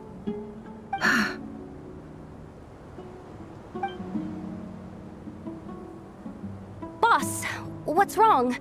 You look like you've seen a ghost. We've been tricked. We never left at all. Somehow I hallucinated that whole scene back inside the office. Hallucinated? But how? How indeed. This place should heed my will alone. All thoughts and actions that occur in here are just a result of pawns moving across the chessboard in a carefully calculated manner. And nobody has access to this chess set but me. So you control everything in here? More or less. But yes, it's a special technique of mine. Has anything like this ever happened before? Only once. It was the first time I used the chess set. Is there any similarity between what happened then and what's happening now? I suppose my thoughts are a little turbulent, which was also the case my first time. Is there anything I can do to help? The first clause of your contract clearly states that I only need your help with things that I'm too lazy to do myself. Meaning, you're not feeling lazy right now? Meaning, this is not something Jahoda can help with. The chess set is a personal treasure that I alone understand. I must be the one to find our way out of here. Boss, it's fine. Really. Let me do something useful. Oh, listen to you. Whatever would I do without you, Jahoda? What? Really? Yes, really.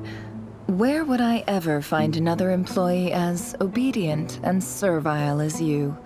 God forbid anything ever happens to you. Oh, okay. Well, anyway, I was thinking of fetching some water. There's gotta be a source around here somewhere.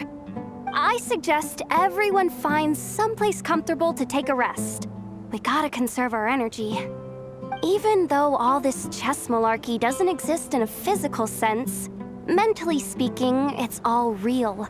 And so is our tiredness and fatigue. You don't want to dismiss mental fatigue. Just because it isn't physical doesn't mean it's any less serious. But anyway, I got your backs, so don't worry about a thing. Don't I have the best employees? Jealous much? If we can find a suitable time, I'd love to borrow Jahoda for a day to help out at the Frost Moon Scions. Would you be amenable to that, Boss Nefer? Oh, Lauma. Have I ever told you just how pretty you are? Beauty runs from the tips of your antlers to the depths of your imagination. Time to rally, everyone. Follow me. As we continue our journey, the same rules will apply. That means stay focused and no talking no matter what we encounter. And don't disturb the chess pieces. You have my word that I will get us all out of here.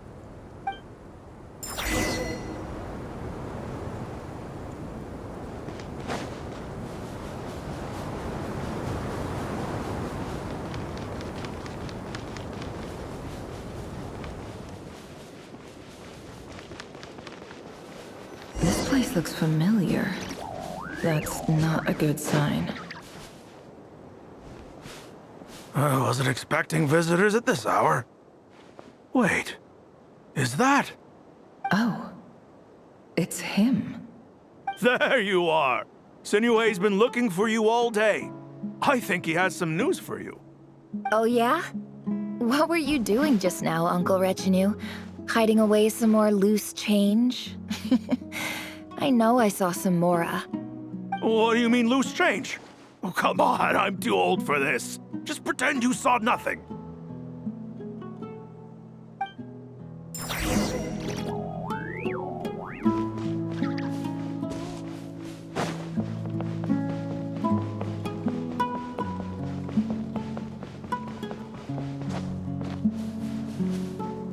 Hey, kid.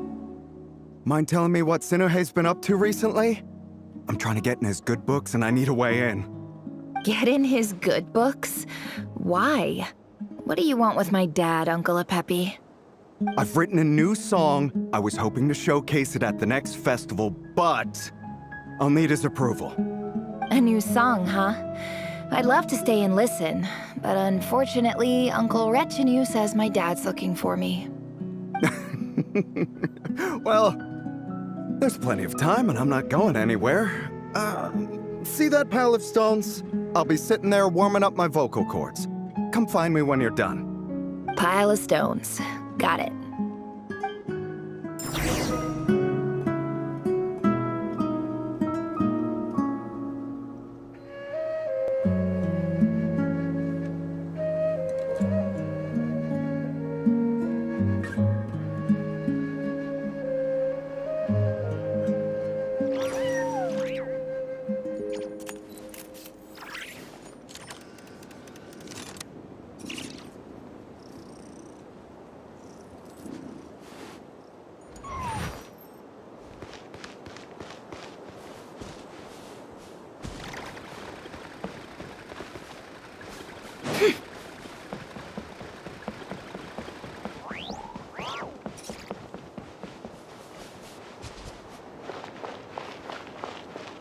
Hi, Dad. Uncle Wretch and you said you were looking for me. Ah, there's my little princess. If you'd gotten back just a little sooner, you could have shared the spoils of war with me. Spoils of war? Who were you fighting against, Dad? It was just a figure of speech. The aftermath of a sandstorm is no time to be waging war. I was talking about our war against thirst. I went out to fix our water supply problem, and now I'm back. Which means... We have a well again! That's right. I found a new one and brought back as much water as I could carry. It should last us for a good while. If it wasn't for these blasted sandstorms, our wells wouldn't be caving in. You wouldn't be spending all your time out searching for new water sources. As the chief of our tribe, I'm supposed to be leading us out of hardship and poverty, onto better things. You know how prosperous our ancestors were. I've told you all the stories. And look at us now, squeezed into these hovels. No one would choose this, if it wasn't for the endless wars over the years. But things are looking up. I started working with some folks from the academia a few months back. They gave me some contacts in return for my assistance in the desert. So you're the academia's helper now? Special ambassador, they call it. Think of it as a partnership. It's nothing bad, okay? We've been isolated here in the desert for too long. Seeking opportunities elsewhere is the best thing for us, and the fastest way to progress. So, do you get anything good out of being a special ambassador? Of course. My luck's improving all the time. One day, I swear I'm gonna lead us out of this place. We'll find somewhere new. Somewhere better.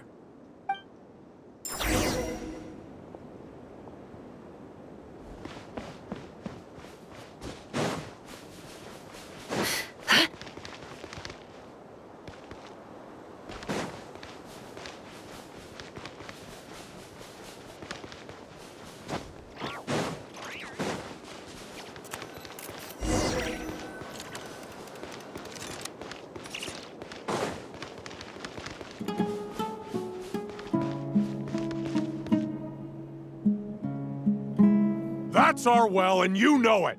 You stole from us! Well, you've gone from chief to thief, and now you have to face the consequences! Did you really think you could take our water without permission and get away with it? You're either brave, stupid, or both. And that special ambassador act? Yeah, nice try! We spoke to the academia. They said it was all news to them. You're a liar and a cheat!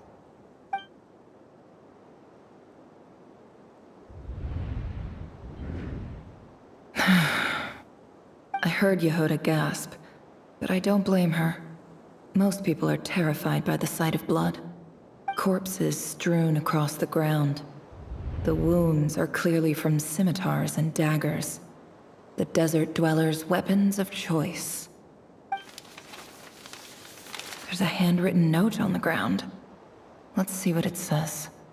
Halil, this is Sinuhe, chief of the Shimti tribe. Surely you remember me. I was the one who helped you and your colleagues avoid the quicksand in the desert. This is my second time writing to you. I assume my last letter must have gotten lost in the mail, as I didn't receive a reply. I hope this one makes it to you safely. I'm writing to you because I need some help. That sandstorm the other day completely blocked up our well, forcing me to look for another water source in Iab and Unut territory. It was a matter of survival. Praise the gods. The well of the Iab tribe was intact. It was my last resort. I drew what water I could and left, but not without being spotted. I fear they will retaliate. You told me to write to you if I ever needed help. You said you'd be my ally in the academia. I urgently need you to formally recognize my title of Special Ambassador and send some of your people to assist me for a few days.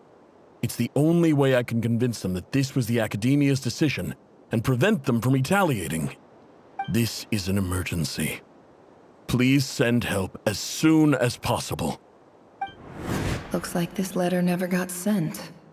The writer died a grisly death, and the letter was trampled into the ground. It's badly defaced. Some parts are barely legible. What a ridiculous lie the surviving Shimti tell. Their whole village was butchered over a sip of water.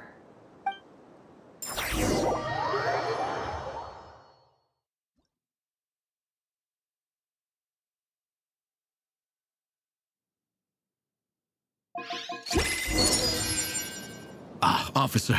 Welcome. Welcome to our humble village. I thought you would at least have the courtesy to provide some respectable libations. This is the finest wine our village has to offer. I promise.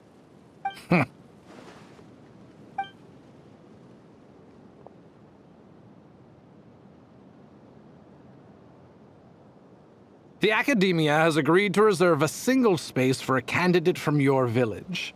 But I remain skeptical of this entire endeavor. I highly doubt anyone in this desert possesses serious academic potential. Please, have faith. If not in us, then in our god. The child we found shows great promise. I beg you, take her away from this place. Give her a chance. Don't let her talent go to waste. I don't recognize her. New arrival? She showed up here a few days ago and we took her in. She's a really bright kid. Please help. I'm begging you. So, where are you from? Nowhere special. Just a sand dune. What about the rest of your family? How many of you are there?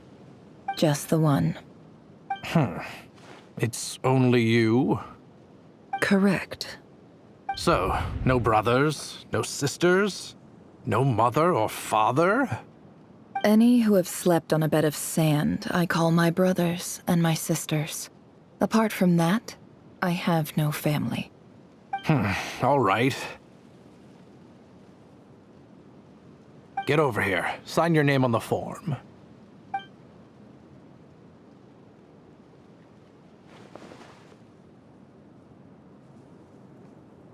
Nefer? You're rather fair-skinned for a desert dweller.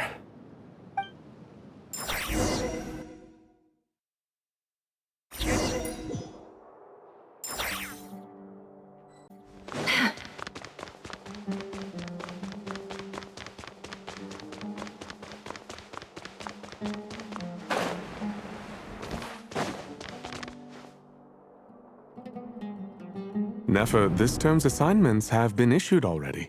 Please read through the materials thoroughly, conduct your own additional research, and then write an essay on the topic.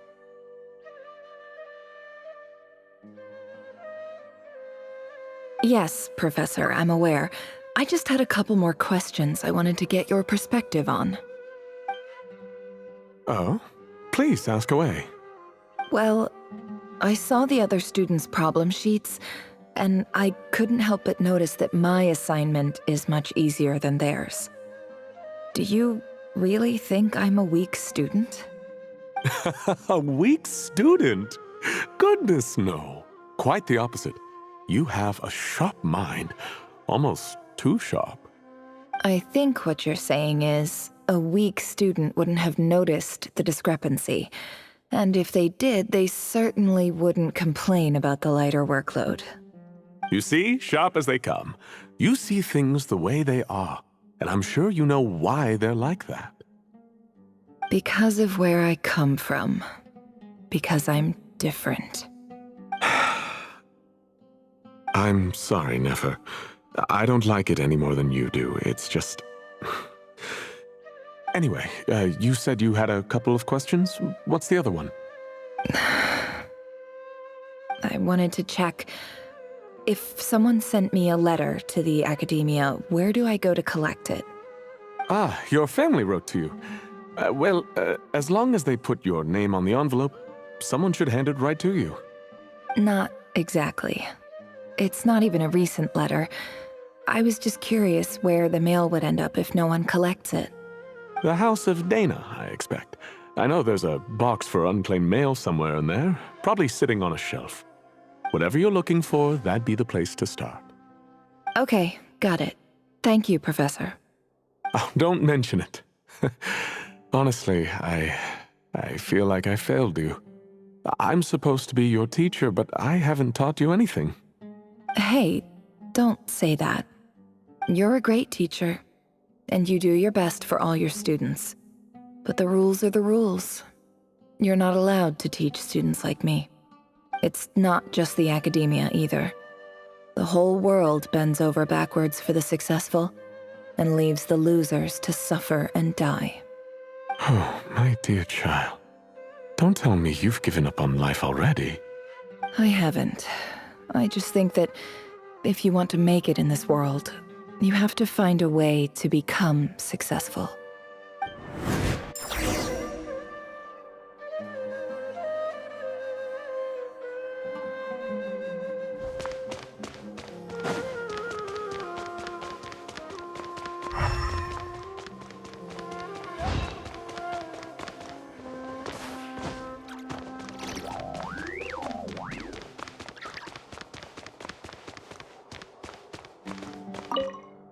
This must be it. A big cardboard box full of unclaimed mail. And probably some letters that ended up here by mistake, too. Let's take a look.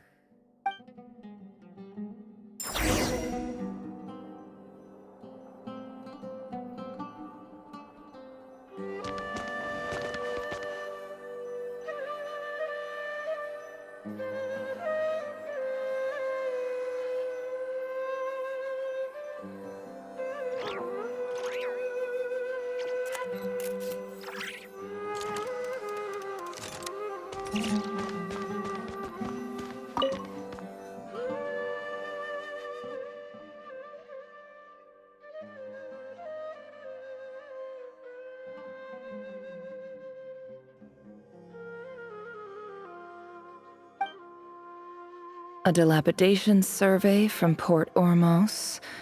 Looks like it's from a Core of 30 representative. What a strange thought. A bunch of mercs losing sleep over rundown buildings. This one was never even opened. I guess the recipient didn't care what the Core of 30 had to say about anything. Who was it addressed to? I don't recognize the name, but it must have been a Ksharawar professor.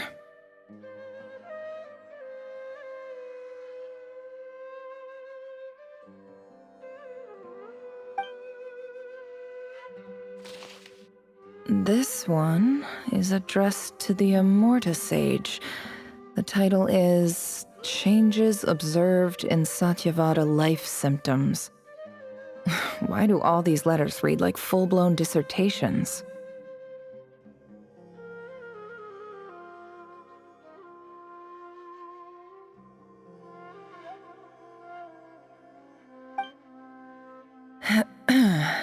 Guided by the incense, we became lost somewhere in the forest.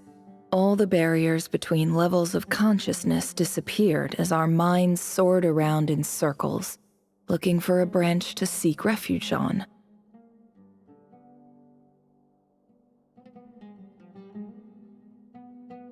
In clinical terms, these symptoms fit the description of incense poisoning.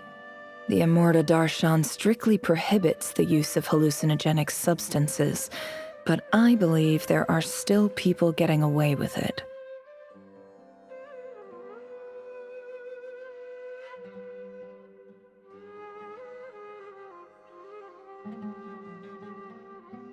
For example, my neighbor who always breaks out into song and dance after using incense.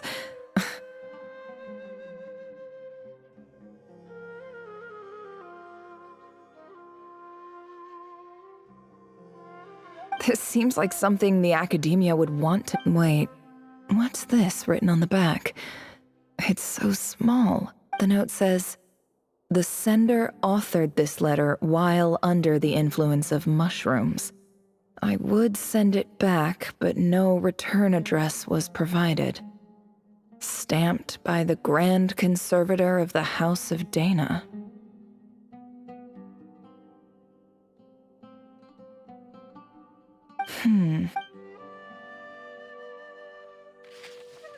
This next one is addressed to Grand Sage Azar.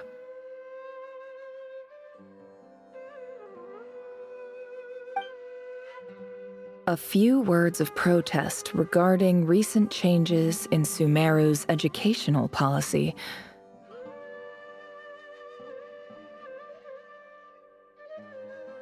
In recent years, the academia has taken on a small number of students from the desert region, as per the policy to this effect. However, it appears to me that these students have not, in fact, been provided with educational opportunities that are, in any meaningful sense, equal to those enjoyed by their peers. As well as receiving dumbed-down assignments and perfunctory tutoring, they do not even have full access to the Akasha system. Education is the fundamental purpose of this institution, which should go without saying in a nation whose founding virtues are knowledge and wisdom. I ask you, is the lip service we pay to the policy of education for desert students truly the standard of pedagogy to which the academia aspires? As Grand Sage, policy decisions are your prerogative, but do not forget your roots. You and I were once students too, as was everyone else in this institution. I do hope you will give some serious attention to this matter. I encourage you to discuss issues like this with myself and others, and listen to some alternative opinions. Great letter. Shame it didn't get to where it needed to go.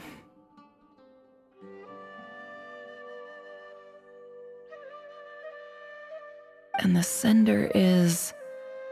Huh? Sage Cyrus of Spontamod.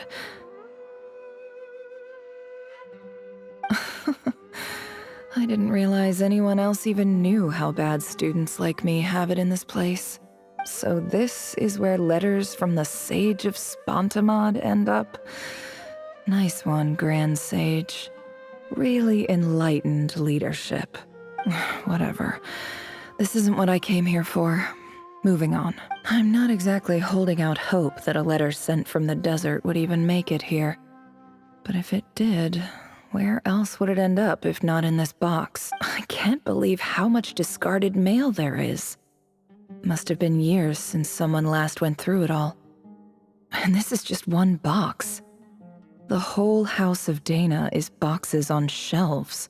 I don't believe for 1 second that any human being has sat down and read through all the documents in this place. Who has that much free time on their hands? Wait, could this be it?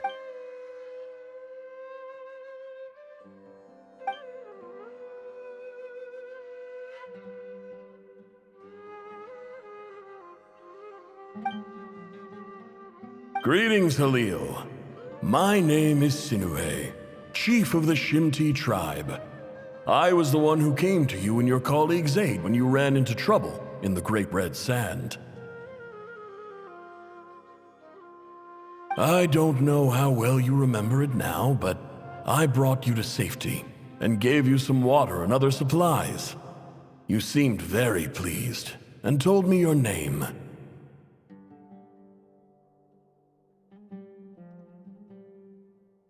In my tribe, learning a person's true name is serious business, and I therefore see you all as friends. You were kind enough to leave your contact details, so we could stay in touch. The Shimti tribe lives a harsh, nomadic existence in the desert. You were sympathetic towards my plight. promising to make me a special ambassador of the Academia and help us find a way to make a better living. This brings me to my reason for writing.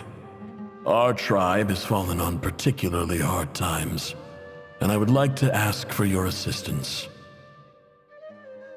There was a terrible sandstorm a few days ago, which blocked up the well in our land. To ensure my people's survival, I had no choice but to venture into Iyab and Unut territory in search of an alternate water source. The Iyab and Unut are descended from the Thamudians.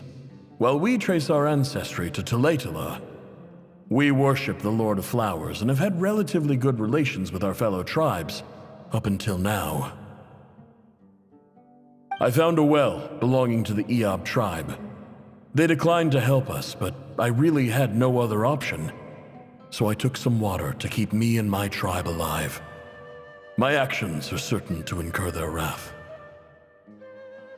When we met, you assured me that you would be my ally in the Academia. I would like to take you up on that offer, because I really need your help. I wonder if you could send an Academia representative to meet with me. That aside, the last time you were here, you mentioned that the Academia had started accepting students from the desert, and I told you a little about my daughter, Nefer. We have next to no resources here in the desert, and my power and influence are limited. Would you consider enrolling my daughter at the Academia? She is a smart girl. I know she won't disappoint you. From the outset, the Academia never took you seriously. Those things they promised were just empty words. I doubt they even remember the name Sinuhe. And you were so emphatic that your luck had finally changed for the better. You swore you'd lead us to a better place one day. You spoke with such conviction, like you were the most powerful chief in the whole desert. You liar. You lied about everything. You promised the world and delivered on none of it. And who fell for it? Just me, by the looks of it. Despite your best efforts. Which makes you a pathetic liar. You weren't even any good at it. I think I'll take over from here. Let me show you how it's done.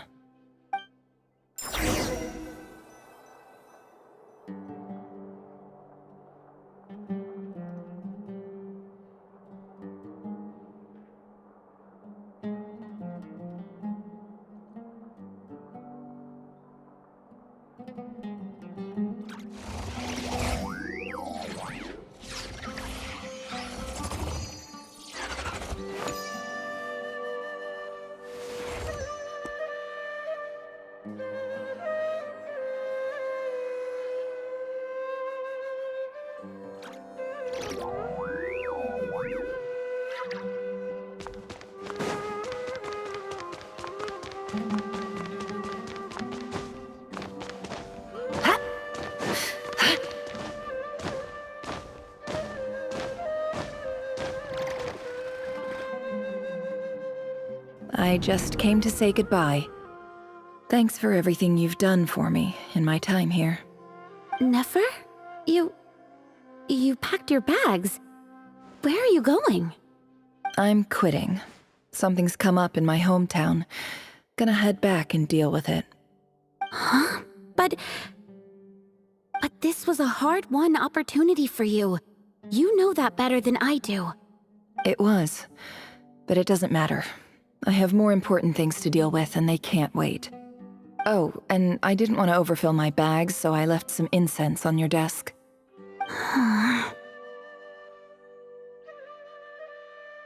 What's wrong? I thought you liked incense. Although, I did read somewhere in the House of Dana that it has hallucinogenic effects. Don't use it all at once, all right? Isn't this the stuff you brought from your hometown? You're just letting me have it? But you said it's a rare and valuable commodity. Yeah, about that. I lied.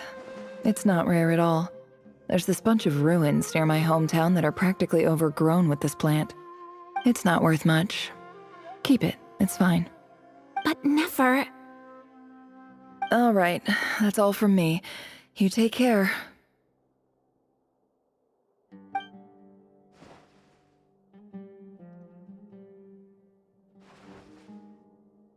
Don't forget me, okay? I mean, we're more than just classmates, right? We're friends. Yeah, I'll remember you. I lied again. That incense is worth a fortune, and it's a rare find even in those ruins. And as for remembering her, I have far too much to do when I get back. No time to reminisce. I'll be lucky if I even make it through this alive. But either way, I expect I'll forget you pretty quickly.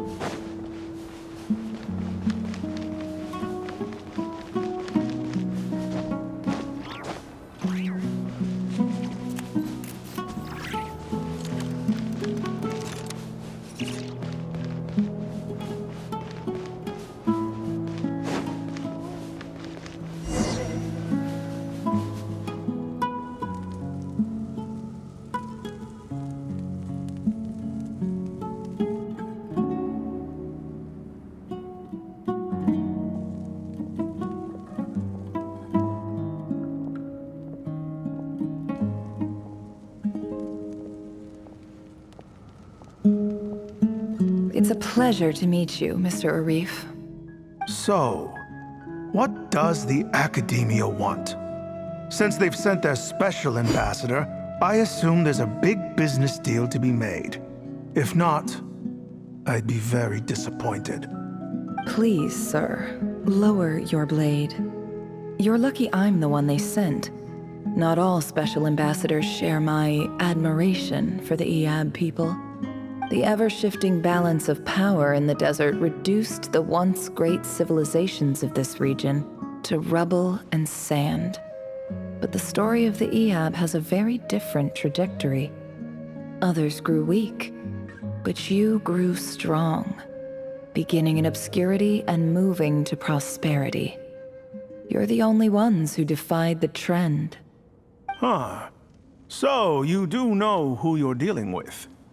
This well is the perfect symbol of your strength, is it not? It used to belong to the Unut, but it looks like you have control over it now. You're not wrong. But I'm sure you didn't come all this way just to flatter us. Of course not. I came to bring you some very good news. Some information that recently came to light, which might just be your ticket to freedom. Records uncovered by the Vahumana Darshan show that a certain well currently under Iab control is built on top of some ancient ruins. These ruins are of great archaeological interest to the Academia. I checked the map carefully on my way over here, and I'm confident that this is the well in question. The Academia is offering 50 million mora in return for excavation rights. 50 million? No, wait. If these ruins are as important as you say, 50 million's a little low, don't you think? Don't get greedy, Iab. We know far more than you think. We know that you seized this well by force. Wasn't that the first step in your rise to power? To drive away the Unut and steal their water supply? So what if it was?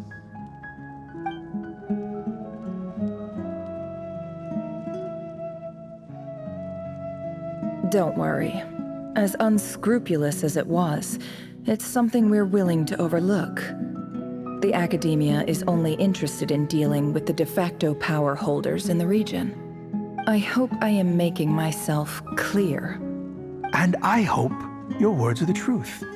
If I find out the Academia is trying to play me, I'll hunt down every one of your people and make you watch as I cut their heads off one by one.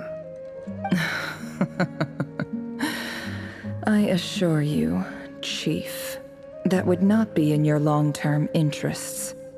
You don't want to make an enemy of the academia. You see how I'm dressed, don't you?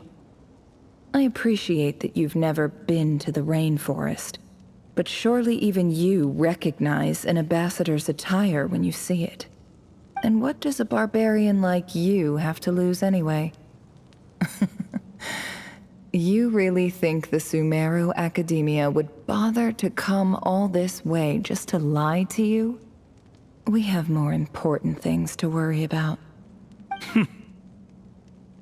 All right, I take your point. The Academia is the highest authority in the land. I'm sure you're trustworthy people. In that case, we have a deal. We will sell you the excavation rights. I'd like to thank you, Ambassador. This is good news indeed. Excellent news. In fact, it calls for a celebration. Would you do us the honor of staying a while and enjoying some Eab hospitality? Gladly. I am partial to wine myself, and I trust you are as well. So let's indulge in a few drinks together, in celebration of this momentous occasion.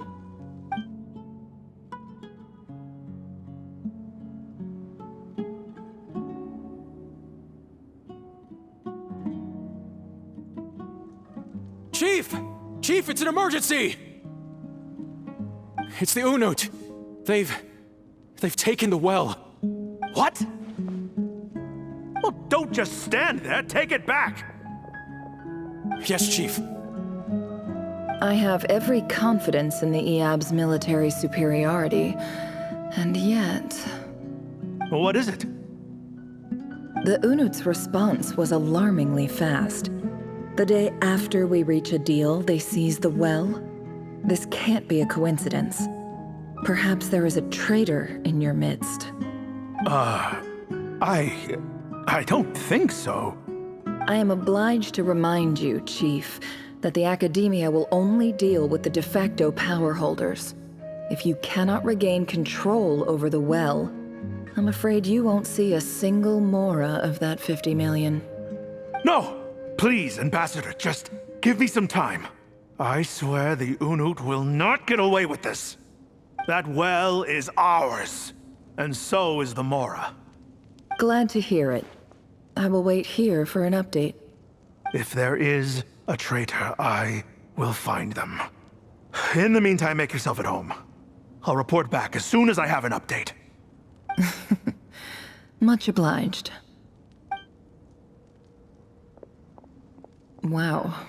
All it took was a few words and I've got him wrapped around my finger. What an amazing feeling. So, in summary, Ambassador, the Academia would rather negotiate with our tribe instead of the Eab, yes? The Eab are ruthless murderers who don't listen to reason. And now they have the gall to interfere in our research projects in the desert region. So let me ask you, Chief, if you were the Academia, what would you do? Kill them all, of course. Precisely. The Academia does not tolerate those who stand in our way. The Eab have held back our academic pursuits for too long, and our patience is wearing thin. At the same time, there is simply no way that the Academia can be seen to be intervening in desert affairs. I'm sure you understand where I'm coming from. We have our own rules out here. If the rainforest dwellers raised arms against a desert tribe, it'd start a bloody war. Right. We can't confront them ourselves, but we can support their enemies.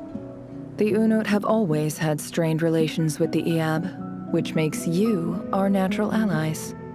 Natural allies. Weren't the Eab your allies once? You were quick to send them after us to protect your interests back when we stole that water. And now look at you. You're at each other's throats. Let me be clear. The Academia wishes to collaborate with the legally recognized rulers of the desert in this matter. We are asking for excavation rights to that well, And our offer is 50 million mora. Say no more. I believe we have an understanding. Good. Then I suggest you get to work. Get us access to that well, and the mora's yours. You see, Dad? Lying is easy when you know how. People will believe anything.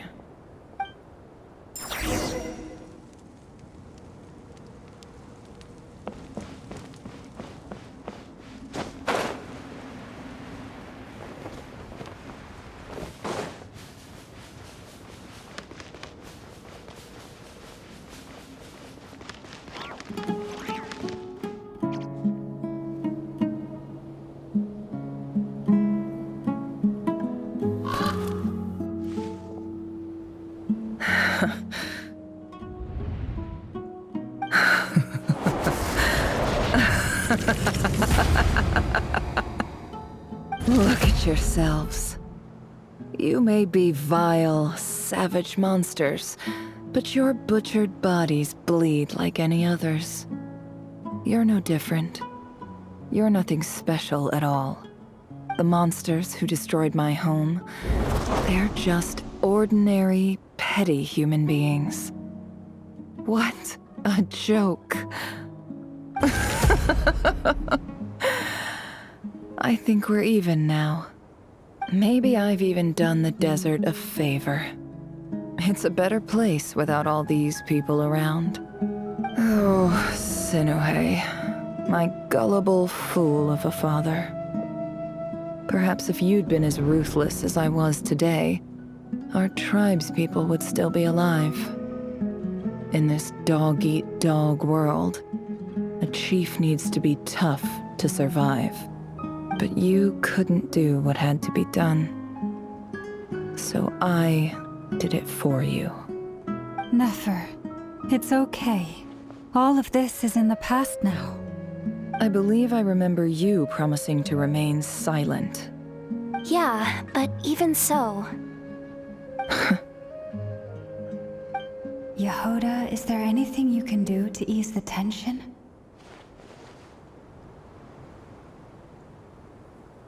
Alright, time for a sharp turn onto a completely different topic. So, anyway, that's enough of that. When are we getting out of this place? Feels like we've been walking forever. I'm getting pretty tired. Oh, Lauma, you tired? Yes. If we can find somewhere to sit down, I could certainly do with a rest. It's not far now. There should be a temple just up ahead. Yes. Really? A temple? That's where this story ends? I guess that's how things go in the desert. Desert dwellers can never escape their destiny. Or so everyone says. I never wanted to believe it, but looking back now, I'm as desert as they come. You mentioned a temple. What's waiting for us there? My biggest trade secret of all. Ah. Then I'm guessing it's where you got your power from. The power to peer into other people's minds. I didn't know you were clued up on any other religions. I'm no expert in the history of Sumeru, but since you come from the desert, I would imagine it has something to do with King Deshret. Sounds impressive. Ah, I know who you mean. General Mahamatra Sino. The spirit of Hermanubis dwells within him. That's Boss Neff for ya. She knows everything. Sino's hardly a figure of obscurity, but I know about Sethos too. What about him? Is he a big deal or something? Well, he's not a small deal, let's put it that way. Please, this is the bare-bone basics. Save the flattery. Thanks for your patience, everyone. I'm sure it's been a lot to take in. With any luck, that's our exit just up ahead.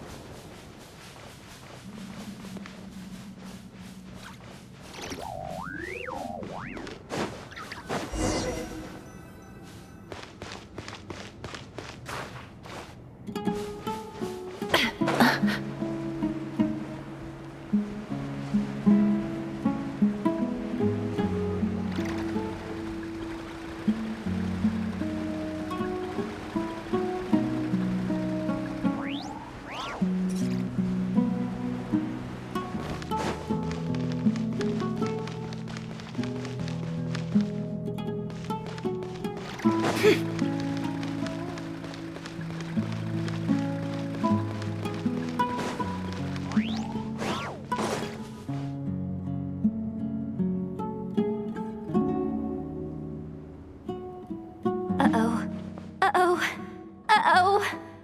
I'm totally out of my depth here. I don't have anything to add about any of this stuff.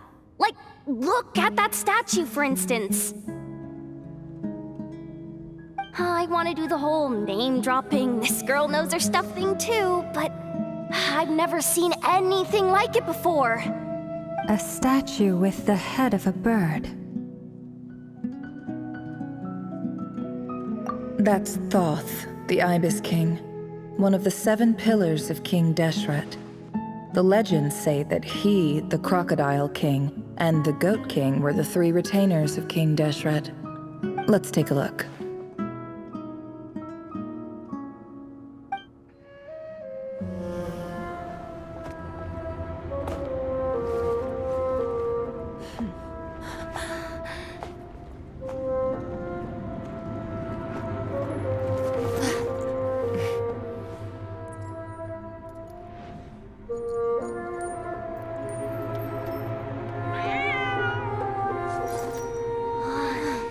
It's just Ashru. So, all is well?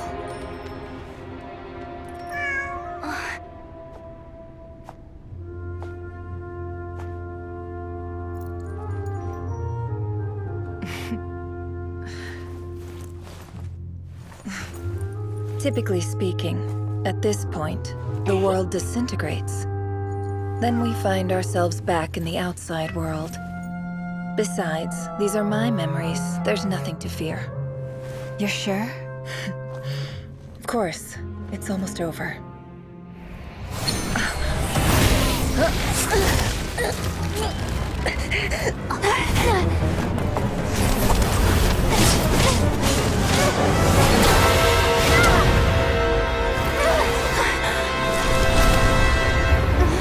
Nefer! Hey! Hold on!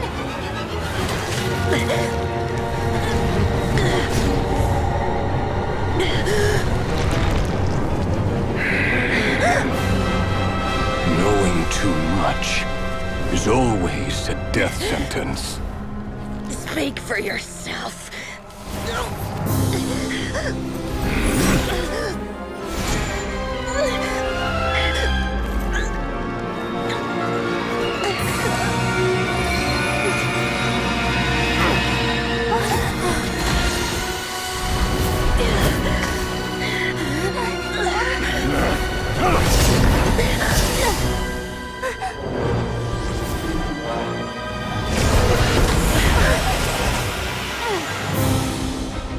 How repulsive.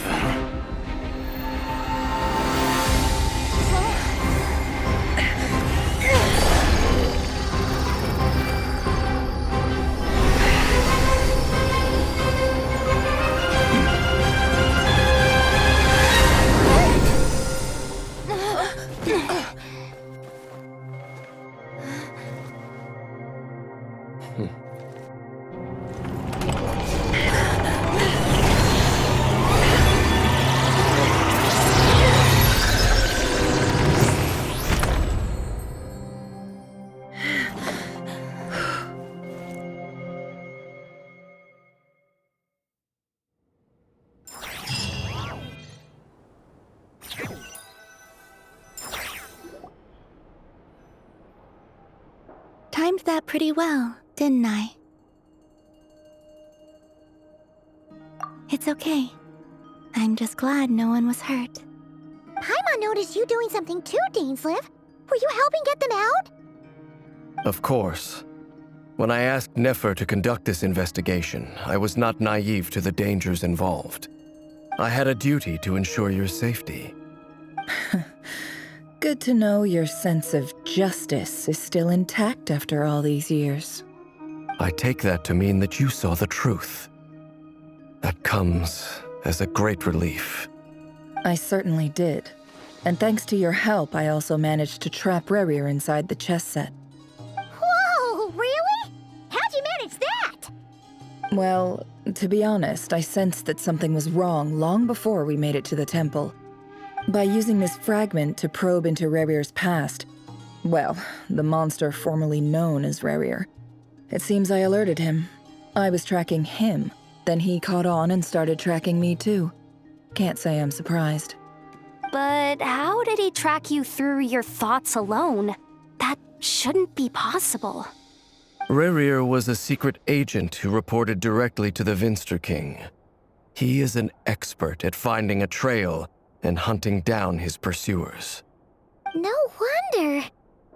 He infiltrated the chess set, read my thoughts, and built a new virtual chess set inside of it. That's why we weren't able to leave at first. Speaking of your chess set, it's quite a remarkable item. Would I be right in thinking you have some connection to King Deshret? You overestimate me. I only have a connection with one of his underlings, the Ibis King. You all saw how this came to be. A long time ago, the Eab massacred my tribe, the Shimti, in our home village. A few years later, I enrolled in the academia, where some new information came to light. The Unut and the Eab fought a bitter battle over the rights to a well, all for the sake of a non-existent 50 million mora. The Eab ultimately won that confrontation, but their victory came at the cost of almost every warrior in the tribe. The final blow to the Eab came at the victory feast, when an Unut assassin beheaded their chief right before my eyes. The remaining Eab fled and have been scattered to the winds ever since. Having gotten my revenge, I returned to my hometown, where to my surprise, the nearby temple was still standing. There it was, seemingly immune to the relentless hostility of the desert, while my tribal home lay in ruins. As I stood there gazing at the temple, I noticed a cat just outside.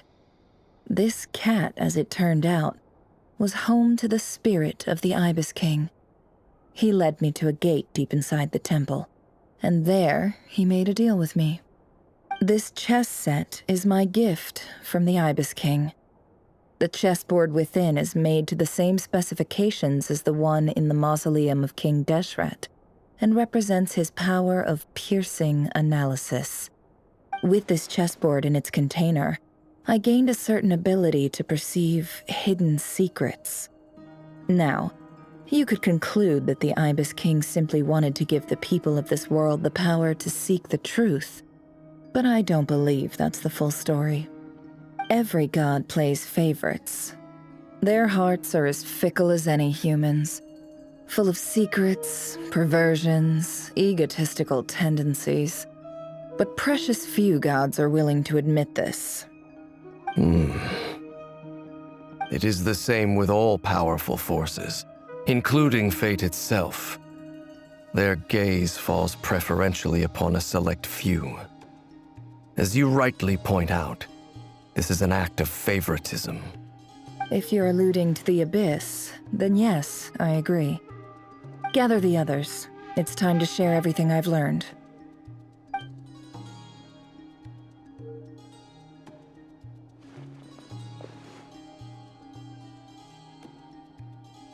Thank you all for being here. As promised, I did some further investigating into the Rerir of Solnari's background. I am pleased to report that the investigation has been most fruitful indeed.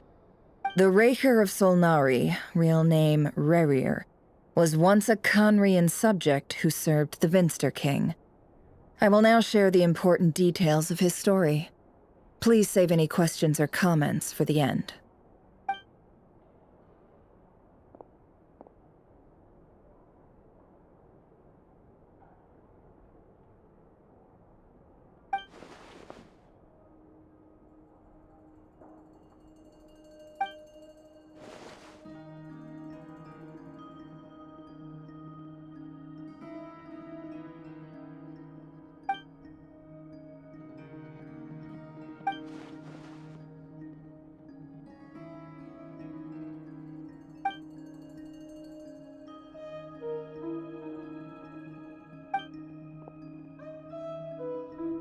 So that's why he's so obsessed with the moon. A tragic tale, to be sure. But it does not excuse his many transgressions. No matter how much Rerir suffered in the past, the fact remains that he is what we know today as the Wild Hunt, wreaking havoc upon innocent lives in Nod-krai. He becomes more dangerous with each passing day. If left unchecked, it is simply a matter of time before all of Teyvat suffers the consequences. This is a threat that the Knights of Favonius cannot ignore. A question for Miss Columbina. Forgive me if this is presumptuous, but have you ever seen the spatial gateway that appeared in Rerir's memory? Never. But I have heard stories of something called the Moon Gate, and this seems to fit the description. Miss Lauma, any thoughts on this? In the lore of the Frost Moon Scions, the moon is believed to hold many secrets. Some sources speak of ancient knowledge, others of a gateway to the unknown. The term Moon Gate is one I have heard before, but as is the case with all of our legends, there are no records of any first-hand witnesses. We cannot know whether it truly exists. Then back to Miss Columbina. As a moon goddess yourself, do you have some idea of where the Moon Gate leads to? Not at this stage, sorry. I do hold the power of the Frost Moon, and my strength is recovering well. I can sense that the gate would open at my command, but... But there's more to the power of the Frost Moon than that? Yes. A moon goddess has the right to open the Moon Gate, since it is a path to the moon. But as Nefer mentioned, holding open a spatial gateway takes a huge amount of power. And right now, I need to conserve my energy to fight the Rerir of Solnari. I'm afraid this is one mystery we may have to leave unsolved for now. I agree. Better to save your strength. But if you'll humor me for a moment, I have a bold conjecture of my own regarding the world beyond the gateway. I highly suspect that neither Tholindis nor Rerir made it through unscathed. The evidence pointing to this is the fact that the Rerir of Solnari exists in the form of countless fragments. With the abyssal power he wields, no ordinary foe can touch him, let alone tear him to shreds. And yet, the wild hunt proliferates wherever his scattered fragments lie, drawing hordes of monsters to many different locations across the land. So your theory is that Rerir was physically torn to shreds by some powerful force? Hence, why the Wild Hunt is a distributed phenomenon, rather than a unified one? Makes sense to me. Explains why the Wild Hunt is so pervasive, and why he's been trying to piece himself back together. He was whole to begin with, and he wants to be whole again. Without the power of the Abyss on his side, he almost certainly would have perished the moment he was torn apart. But the Abyss, much like a curse, has kept him alive. I could not agree more. The power of the Abyss is most surely a curse. It is a compelling explanation, and one that accords with my present understanding of Abyss creatures. Whether the life form in question is primitive or advanced, if a curse has extended its lifespan unnaturally, it will continue to survive in spite of everything. This raises some interesting questions. I will run some experiments and see if there is any validity to my suspicions. That being said, regardless of whether my research bears fruit, I would like to thank Miss Nefer for conducting such a thorough investigation. Already, it has greatly enriched my understanding of the entity we face. My pleasure, Mr. Albedo. I too hope that the information I have shared today proves useful as we look to formulate the next stage of our plan. Hey! What is it, Dainsleif? You look really upset! It's just... when I think of the man I once knew as Rerir, I struggle to understand why things had to turn out like this. The two of you used to be friends, didn't you? I don't know if these words will bring any comfort, but my heart goes out to you. Mine too. We can never know all the hows and whys of the way things are. The moon and stars are full of untold secrets and lies, and the skies are host to many more mysteries than these alone. Yet, none of that can begin to compare with the complexity of human life. Those are the first comforting words I've heard in a long time. Thank you, both. Well, I think this is a good place to end today's meeting. I'm sure Nefer needs some time to recover. She's been through an awful lot today. That's very thoughtful of you, Lauma. Of course. Sounds good to me. Take some time to rest and digest before we reconvene to nail down a plan.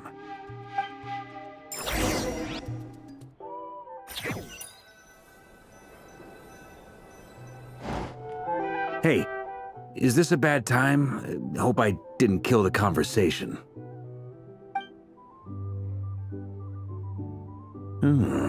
Nice room. Oh, I'm not coming in, though. Why not? It's just a hotel room. If it's all the same, I'll just stay out here. I might not look the part, but I'm technically a knight. Barging into people's private quarters isn't the kind of thing we do.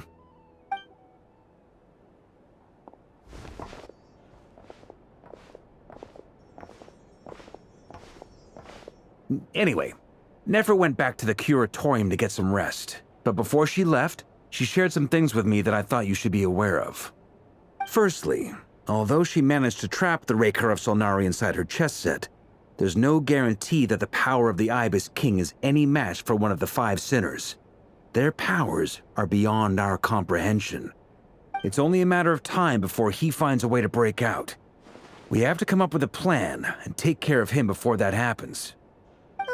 Honestly, Paimon figured that might be the case.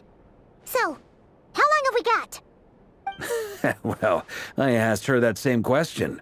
She talked for a long time, but for the most part, it seemed like she was trying to convince me how precious her chess set is.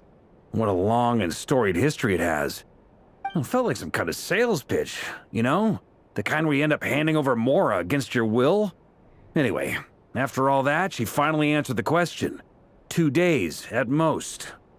2 days? Holy moly! Can we even recruit enough help in that time? That remains to be seen. Which brings me to the second issue. Dainsleif is obviously conflicted about this whole thing. But given how little time we have, there's no way we can pull this off without his help. You have some history with him, right? Do you think maybe you could talk to him for us? Great. I appreciate it. All right, on to item 3. So, Albedo, Durin, and I put our heads together and came up with a plan. Can't promise it's gonna work yet, but at least it's a start. We figured we'd bounce the idea off you first. We'll explore it further once everyone's recovered. Oh, Paimon's dying to hear this. All right, so here's what we're thinking.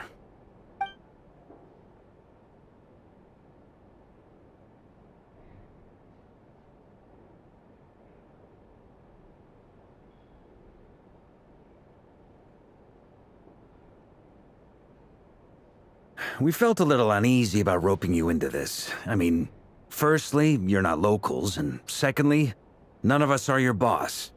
You're well within your rights to refuse if you so choose. Roping us in? Why would you even say that? We know the stakes here. It's all of us against the Rerir of Solnari, or none of us stand a chance. I choose my words very intentionally, I'll have you know. I like to think there's an art to striking a down-to-earth tone even when the stakes are through the roof. Sir Varka, I have a few thoughts about this plan. I'm all ears. I think we can be more flexible with how the roles are allocated. In my view, the most sensible lineup would be like this.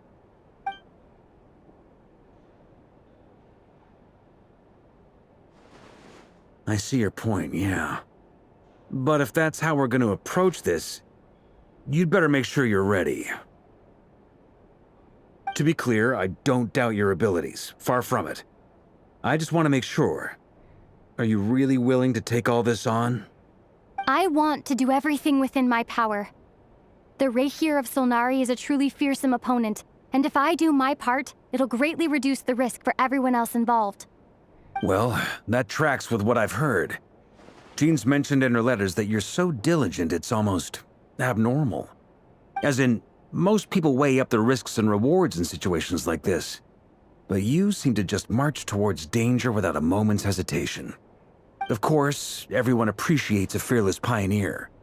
But all that aside, I'm the Grand Master of the Knights of Favonius, and you're our honorary knight.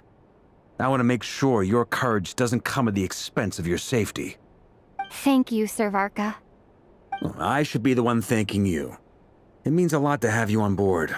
I'll give some serious thought to your suggestions.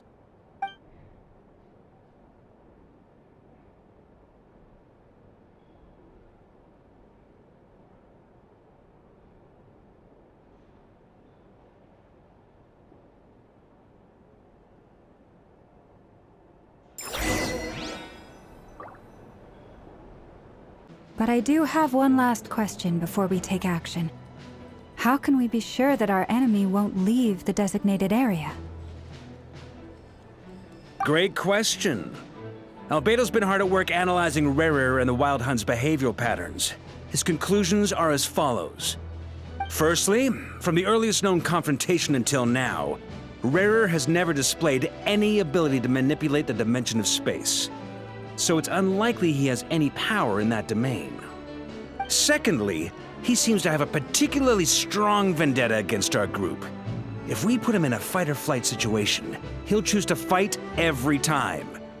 Thirdly, finally, and most importantly, he is consumed by hatred, both for the moon and for his enemies. Turns out, we tick both of those boxes. We have a reincarnated moon in our ranks, and a spy who accessed his private memories without permission. He'll be baying for blood, not looking to escape. As someone who's had their fair share of interactions with the Wild Hunt, those all seem like valid observations to me. Understood. Then I will defer to the verdict of the group.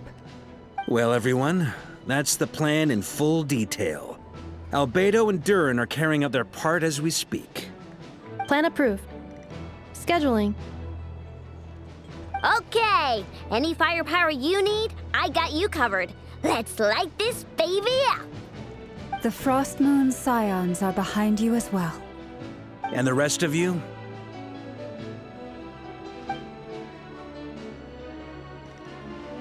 No objections? All right, then it's settled. This is the plan we're going with. Next up, an old tradition of mine. Anyone who wants to back out, now's your chance. Wait, we can still back out of this? Everyone says things they regret, right? I don't want anyone feeling trapped because their mouth said yes before their brain had time to think things through. A very people-first approach. I hear that's common practice in the Knights of Favonius. Heh. Who'd you hear it from? D-Luke? Shh. We don't use people's real names at work. This contact will be known only as Owl, please and thank you. This plan can only work if everyone does their part. Flins and I will absolutely support it. We shall indeed. You'll be glad you accepted our help. Also, you are the last person I expected to see here, Miss Dory. It's not often I get called Dory in a work context. My peers usually call me Lord Sangamabe. So, the longer your name, the higher your net worth. Is that the idea here? In that case, Mr. Flint's here must be worth a fortune. That's right, I know your full name. It's... The walls are thin here. I'd appreciate you keeping that a secret. Okay, fine. I'm actually only here as a favor for someone else. Do you have any idea how much it would cost to hire me otherwise? Oh, does this mean someone out there actually has the power to boss Dory around? It most certainly does not. We have a long-standing and mutually beneficial business partnership. She's actually the mom of a friend of yours. Said mom supplied me with a great little trinket, but now that lady's ruined everything. If I don't start building a little goodwill now, my whole business in nod-krai is gonna go down the drain! Okay. So what exactly is so special about this pendant? It's a lucky charm that a great mage made for me. We have a business relationship, and she was worried that something bad might happen to me. So, she wanted me to have something that can store power to protect myself with. I finally got it all fully charged up with Kovaki, and then Nefer went and used it all up at once! Never lost so big in my life! You're right. It was all my fault. I didn't mean to drain all the Kuvaki in the pendant, but I'll make it up to you. You will? Well, in that case, how about you give me your chess set, and we call it even? I knew you'd say that. Well, it's yours if you want it. In fact, take it now, and I'll even throw in a free Rerir of Solnari. Deal? You're putting me in a difficult position here. It's a very useful thing to have around, but I have a funny feeling it won't be around much longer. I guess we'll see in a couple of days. Looks like bankruptcy for me. Hey, don't be so pessimistic. See this through and you never know. You might find a new business opportunity on the other side.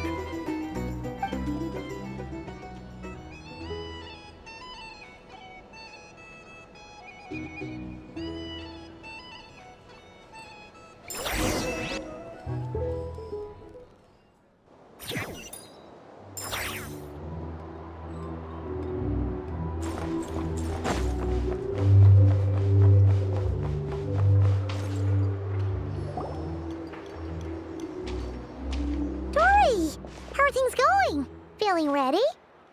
Oh, I was born ready. We only have 2 days. You think Lord Sangamabe would let an opportunity like this slip by?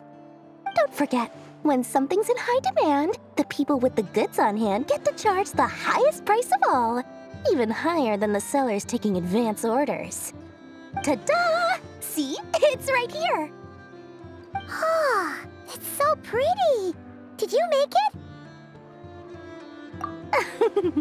No, I have a supplier. We go way back, so he made me a very attractive offer. Aha! No wonder you were talking about lucky charms at the meeting. You've been getting Kave to make them for you. That's not the full story. It actually started a while back as a project between me and the Dendro Archon.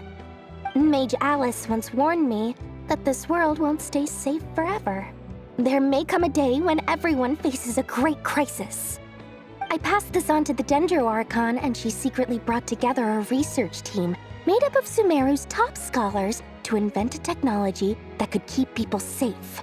I won't go into the details because it's all very complicated, but if you want to know more, you can ask the Dendro Archon about it sometime. Anyway, point being, it was the Dendro Archon who asked Kave to build this little contraption. As one of the top Kasharawar talents, he was the obvious choice. Took him long enough. He stressed over it for ages. Must have gone through at least a dozen designs before producing a final product. But that's Kave for you. Marak delivered it to me a couple of days ago, along with a letter from Kave. Could I ask why I'm sending this technology to you? What's your proposed use case? Has it been approved by the relevant authorities? So nosy. My fault for sending him the research permit to begin with. Surely Nahida must have told him you were involved in this project. He was probably just nervous because you're always so secretive about your business. Could be. Anyway, I just replied, let's hope there never has to be a use case, because it would involve grave danger. Fair enough. But it sounds like he was just being cautious. He probably felt responsible as the one who made it. Or maybe he was asking as a favor for his housemate. He's done that before. Not sure why, though. His housemate doesn't seem to really care that much about this kind of stuff. Either way, all's well that ends well. I'm just glad to finally have my hands on the product. I wouldn't want to be without it, given the potential dangers that lie ahead. Huh? What does that look mean? Paimon's just super surprised. This must be the first time we've ever seen you actually get serious about something. Well, a long time ago, I made a promise to myself. I promised that I was gonna live every day of my life with a big beaming smile. Obviously, Mora plays a big part in that. But there are always gonna be times in life when you have to give something back. That could mean paying back a debt, returning a favor, or showing some kindness. Alice has been a huge help to me over the years. She was the first investor I ever had. And I want my investors to know that Lord Sangamabe is the best in the business. And more than that, no one knows what the future will bring. Whatever happens, I want to make sure the Dendro Archon and all of Sumeru is prepared to face whatever comes. Oh, that? I was just making sure Nefer and I are square. Don't be thinking it was some sort of benevolent act. I'm no saint, so don't treat me like something I'm not. My priority is doing the business that I want to do, so long as my conscience lets me, but it usually does. That's the Lord Sangamabe business model. All right, if you say so. I do say so, and that's the whole point. I'm a businesswoman. Don't go trying to figure out what kind of person I am. You'll exhaust yourself. Much easier for everyone involved if you just take my word for it. Oh, and could you two help me get this stuff where it needs to be? Thanks so much. You're my favorite assistants.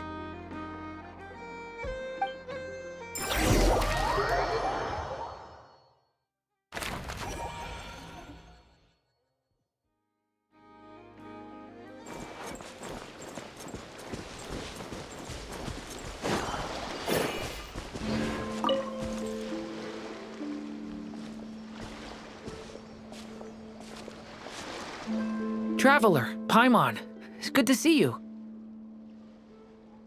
Everything going smoothly over here? Sort of. As you're probably aware, Varka, Durin, and I captured some abyssal creatures from the Wild Hunt. Per the plan, we dissected and analyzed some samples of these creatures. The process went very smoothly. The findings, however, come with some troubling implications. What? You can actually dissect the Wild Hunt? That depends on your definition of Wild Hunt and dissection. Harmless, lifeless. These words are accurate descriptions. The Wild Hunt is an interesting phenomenon. In and of itself, it doesn't seem to possess anything akin to a human personality. But taken as a collective, the medium through which the Wild Hunt is summoned does appear to have a soul. Master griped a lot about the wise Horoptatyr, and seemed somewhat fascinated with the Faustert Elegy. But she barely mentioned Rerir at all. I don't think that was because of his lower social standing, though. Anyway, it's a pity. I should like to hear her thoughts on the nature of the lifeform he has become today. It's a strange mix. The furious energy of an abyssal being channeled through a fractured physical existence. A consequence of being torn apart by an unknown power. Perhaps the only explanation for his survival in this state is that he sacrificed a degree of individuality in exchange for a continued existence. Oh, sorry. Once I get talking about interesting research, I have a tendency to go on indefinitely. Back to our research findings. Essentially, they confirm my hypothesis. Rerir's corpse is completely contaminated by the Abyss, and the effects are irreversible. You could think of this as Rerir in mutated form. But in my view, even that would be inaccurate. In reality, his whole being has been consumed by the Abyss. In other words, he is now nothing more than a manifestation of abyssal power. Unfortunately, at present, we have no means of completely eradicating abyssal power. Hence, we cannot fundamentally destroy the Rerir of Solnari either. Oh, that's terrible news! So, that's it? We can't defeat him? Not even if we get the power of the Three Moons? Miss Columbina's situation is a difficult one. She can never achieve wholeness when the world does not accept her presence. It's as if her creator banished her to a place she can never be accepted. It means she spends most of her energy just on her own survival. Given the circumstances, it's only natural to despair. But we must see this plan through to the end. Time to kick off the backup plan. Oh, Paimon almost forgot! This is for you. Dory asked us to bring it. Ah, how wonderful. Well, thank you for making the trip. Durin and I will be heading off shortly. I'm sorry I won't be there to protect you in person this time. Please be careful. All right then. Stay safe.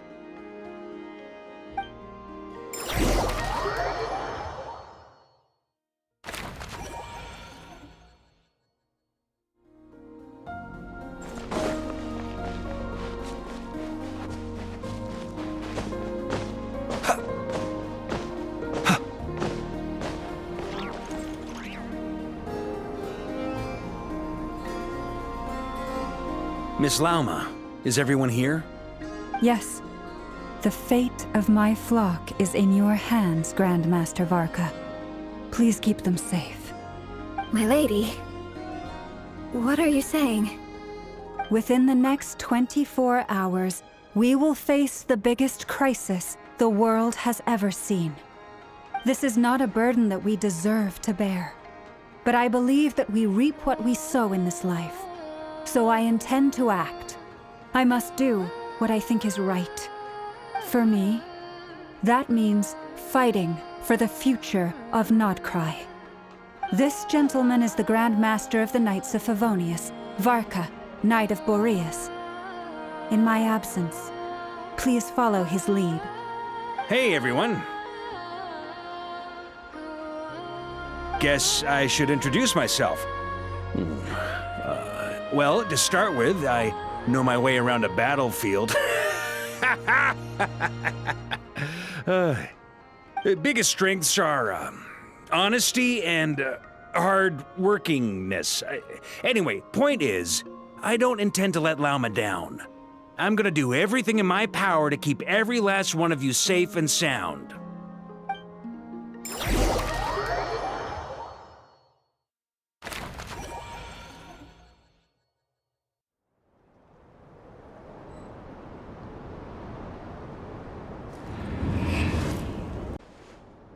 Miss Columbina, was it?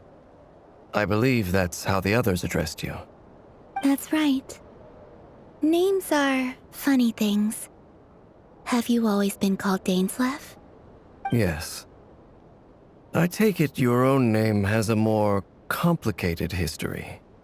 I have a different relationship with names than other people. To be honest, I'm not even sure that Columbina is my name. At least, not in the same way that Dainsleif is yours. But it's what everyone calls me, and I go along with it. A lot of my life has been that way. I get so used to things that I forget to question why they are so. I never used to think much about where names come from, or what they mean to people. Maybe something's wrong with me. You're different from other people. I sensed it the first time we met. You're more perceptive than most. I'm sure your long life and rich range of experience explains that. Do you ever find yourself missing Conria, Mr. Dainsleif? Difficult to answer. I have dreamed of the past many, many times. Sometimes I'm fighting tooth and nail. Other times I'm lying on the ground, defeated. I don't recall any happy moments from that time. It has been too long. Is that because hatred survives longer than love and affection? That would not be for me to say. I make no excuses for the grudges I bear. But whatever the reason, I remember little that was beautiful or sentimental. Thank you for your help with the Rerir situation. Without your efforts, I never could have learned the hidden truth of his story. You're welcome. I know he's your friend. Friend? He betrayed me. And I never really understood what he was going through in life. Some friendship, that is. Okay.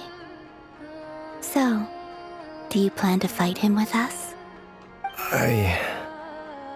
You see, you're torn.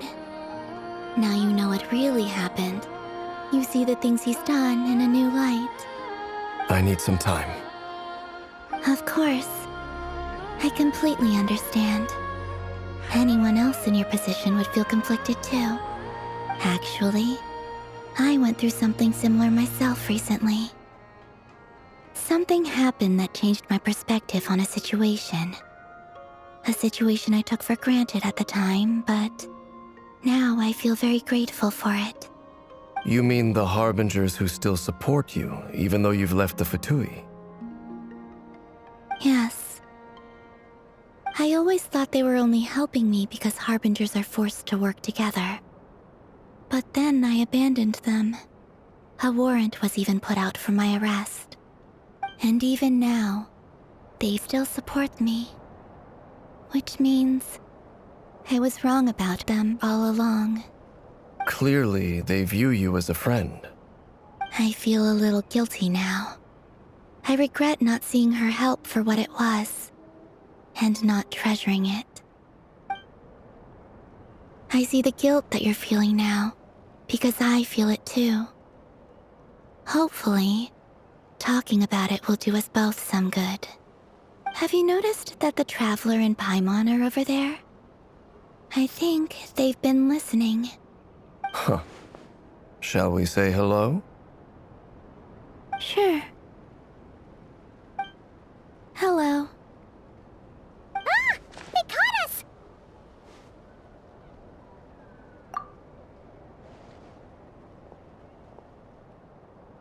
I apologize for making you worry. No doubt you wish to know where I stand on the plan to take down Rerir, the Rerir of Solnari. I'm afraid I need a little time, but I will seriously consider joining you. You will? Oh, thank you so much! Everyone will be so grateful to hear that! They needn't be. This was something that I was going to have to face up to eventually. That doesn't matter to them. They're grateful to you regardless. You can't control their gratitude, so just accept it. And then, have a think about whether you're willing to join us.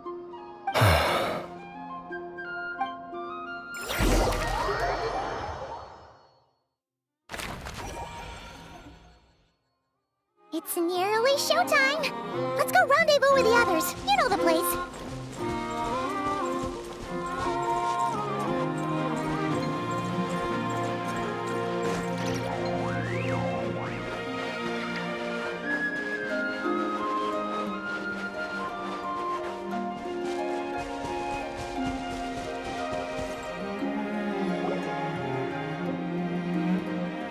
Ah, you're earlier than I expected.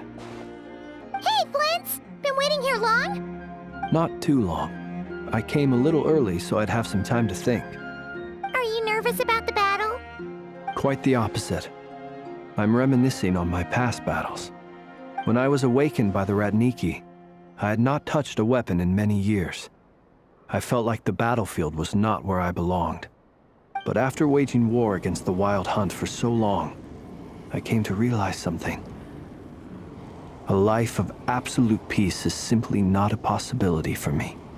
My restless flame indicates that somewhere inside of me, there is a deep yearning to root out the evil in this world. Oh, that doesn't sound like such a bad thing. Well, in the past, when I was a Fae whose primary concern was hibernation, it was hardly ideal. But it certainly serves me well here in the present. And I am delighted to be able to join forces with you in this endeavor. Looks like I'm not the first to arrive. Ah, Miss Lauma. Did you sleep okay last night? I struggled to settle down at first, because of the nerves. But don't worry. I got enough sleep in the end. I'll be just fine. Please, I'm just doing my part. Nefer! Over here! Aino asked me to relay a message. She said Nefer will be on high alert and keep a close watch over all secondary districts where defense is required, providing support as necessary. Meanwhile, Aino herself will provide range support to us directly, using her latest invention. Excellent. My thanks to all involved. The chess set's looking a little unstable. It won't hold him much longer. We should be prepared to engage at a moment's notice. No sense sitting around waiting. Let's make the first move while we still have the option. I agree. Paimon, find a safe hiding place. Got it! Be careful, Traveler! I will.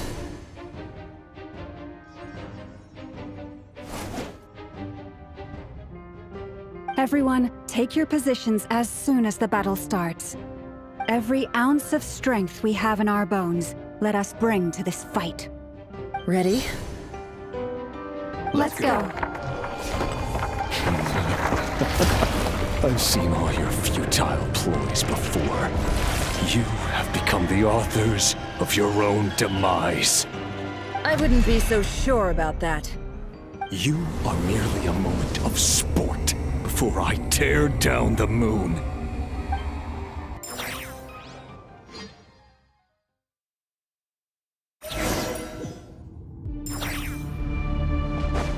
Stay on your toes. Yep, you too!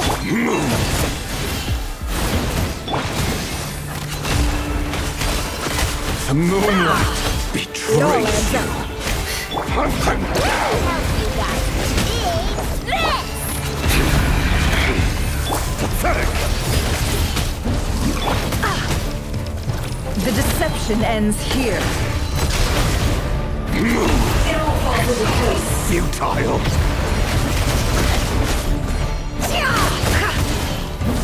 For the everlasting forest, you poor lost lamb. Stay your hand. Pathetic! Be silent!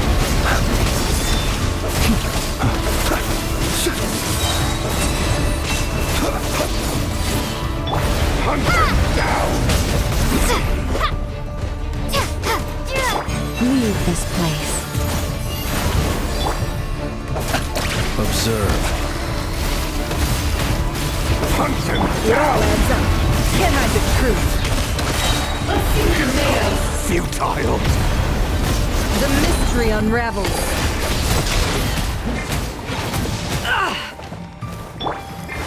The moonlight betrays you. With one heart, we pray.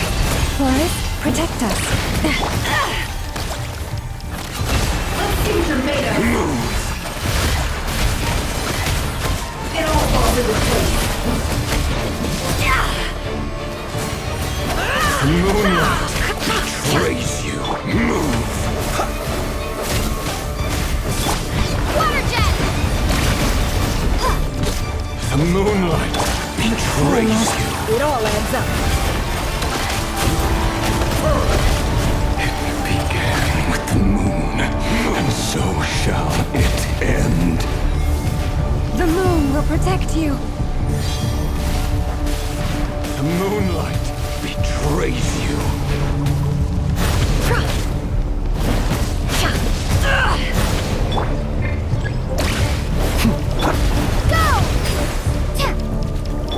Forest, protect us.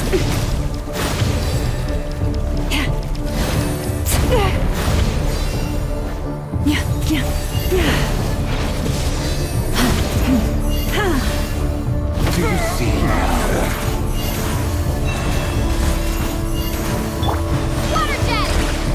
Fafnir, when will it be as you foretold? Move! Water jet!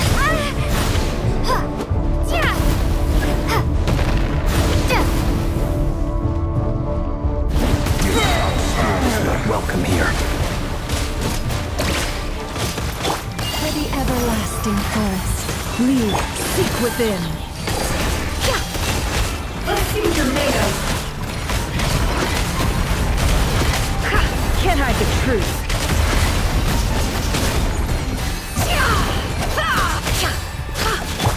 Water jet! The long sleep beckons. Steady now. Close your eyes. Futile. It all adds up. Can't hide the truth. The mystery unravels. Forest, protect us. With one heart, we pray. It all adds up.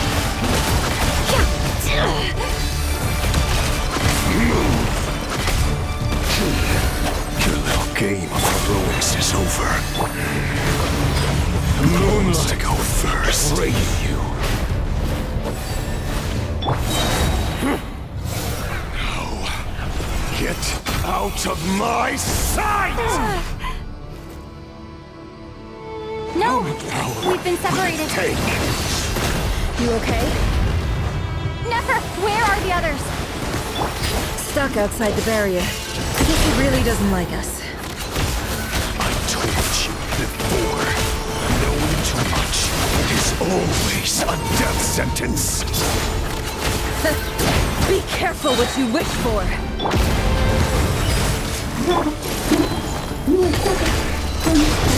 Lauma!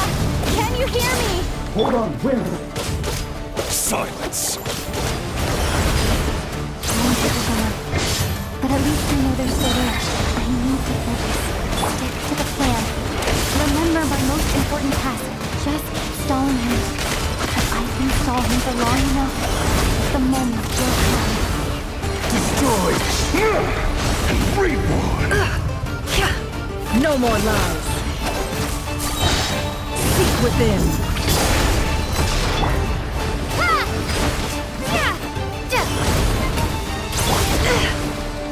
Can't hide the truth.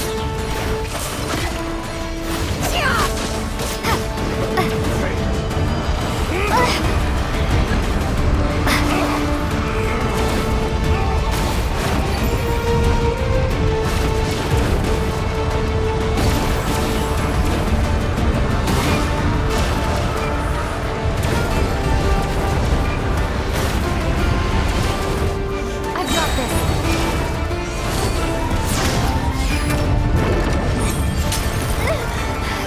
Broken. I can't keep this up. Run. Don't push your luck. Hide.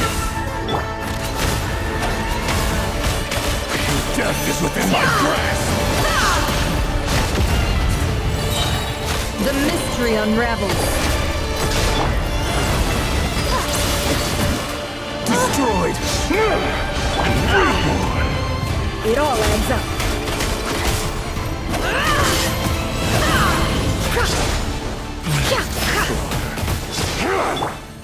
Water jet!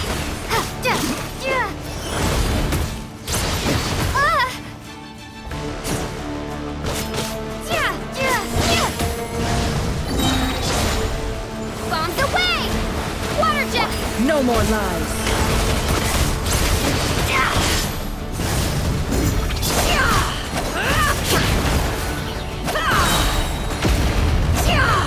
The deception ends here.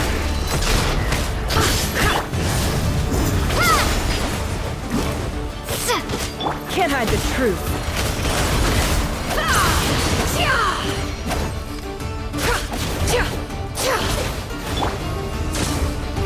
No more lies.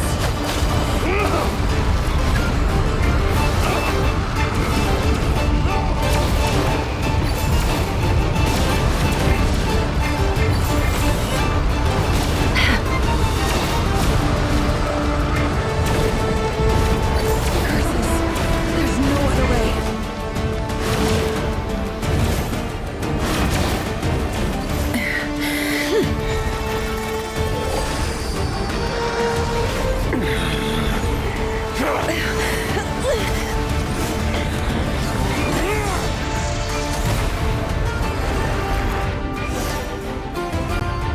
The only way to defeat Rerir is to borrow his own power. That means Columbina will have to disappear while you two bear the brunt of his attacks. You have to hold on. Find a way to keep him focused on killing the two of you.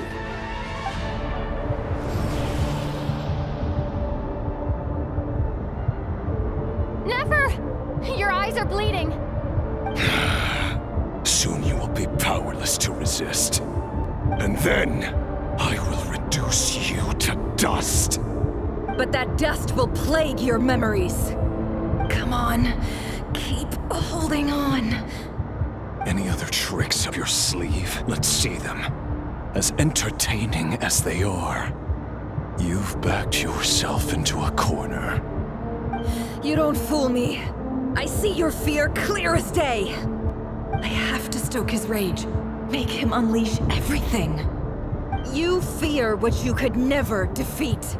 You fear the thought of never being able to save your beloved. You cannot win the fight against fate, Rerir. Is that what you think? Well, now it's your turn to feel afraid!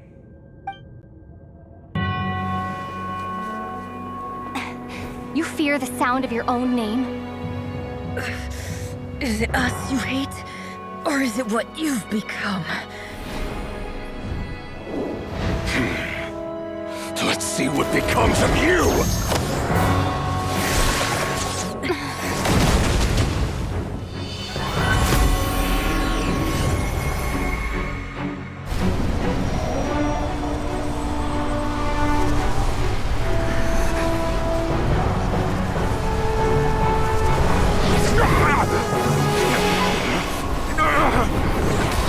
What's happening? That power.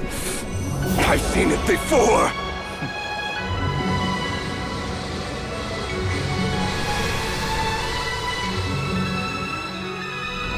His power is on another level. We'll need to use an alchemical array to convert his power into a usable form. Then quickly channel it into Columbina, rendering her powerful enough to compete with him. I'll join you. I can help. If I release enough abyssal energy into a confined space, it'll create a potential difference, allowing us to extract a huge amount of elemental energy. Next, I'll synchronize with everyone's minds using pyro, then give you temporary access to their abilities and fields of view. But it won't last long. Can you see? Well enough. So, we have a student of Gold Rheindotter in our midst! How about that?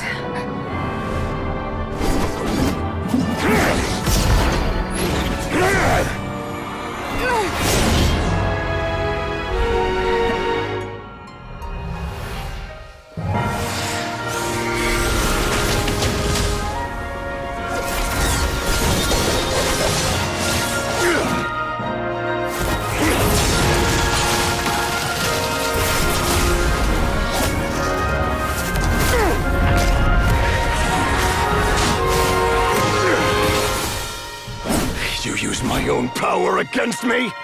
Just like how you stole Kuvaki. Look familiar?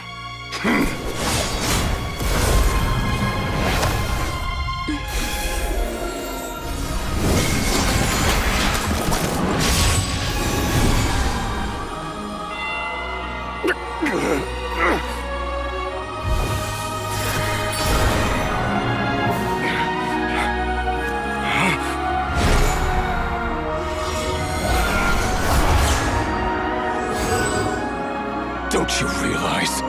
You don't have the power to hold that gate open! I don't, but someone else does.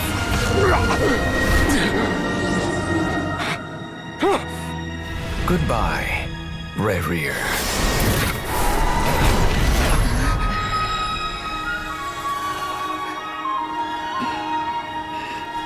We won.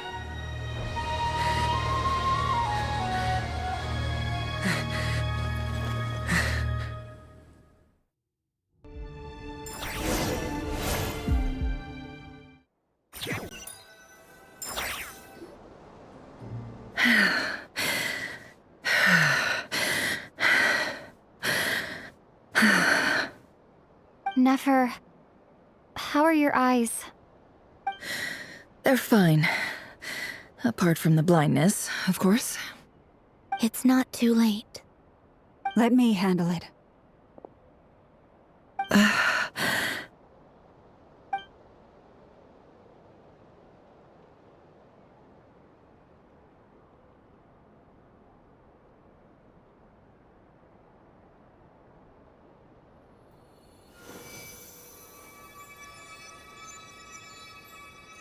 Miss Nefer, it's not like you to lose your composure. That was the most reckless thing I've ever seen you do. Reckless how? The situation was critical. Our lives were at stake. We had to do something. Even so, Okay. I guess you're right. Under the circumstances, it was a wise decision. You traded your eyes for an incredible victory. In business terms, I suppose that's a huge return on investment. I'd be hard-pressed to argue otherwise. Still, I don't like this outcome, and I don't want you to lose your sight for good. People suffer when they make sacrifices they shouldn't have to make, whether that means faith, strength, or in this case, your ability to even see. I had hoped you could win without sacrificing so much as a single hair on your head. Thank you. Really. All done. Don't try and open your eyes just yet. We'll see how you're doing in a couple of days. Until then, please follow your recovery plan to the letter. I'll send full details through Jahoda. For now, just get yourself home, relax, and rest. My dear friends, we have fought bravely and achieved a spectacular victory. A dark cloud has been lifted from the skies of nod-krai. All in this land will be grateful for what you have done. The moon will remember this day. Thank you both.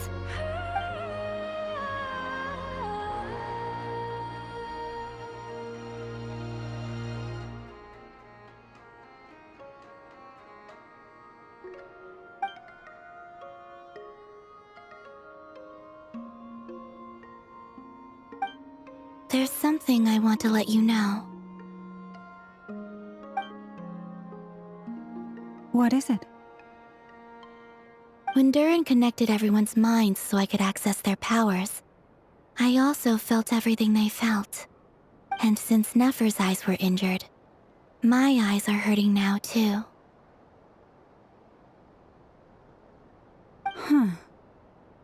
Hold on. Let me try. I only feel the pain. There's no actual damage.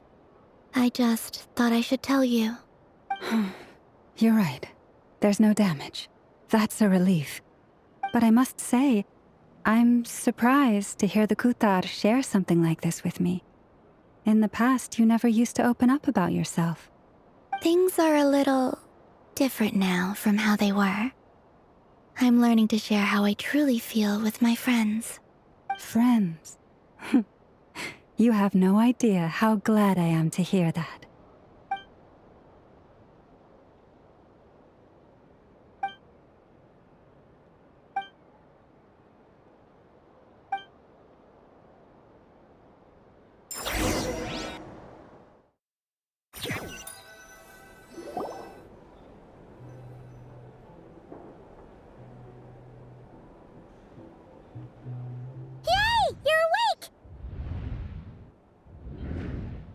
How are you feeling?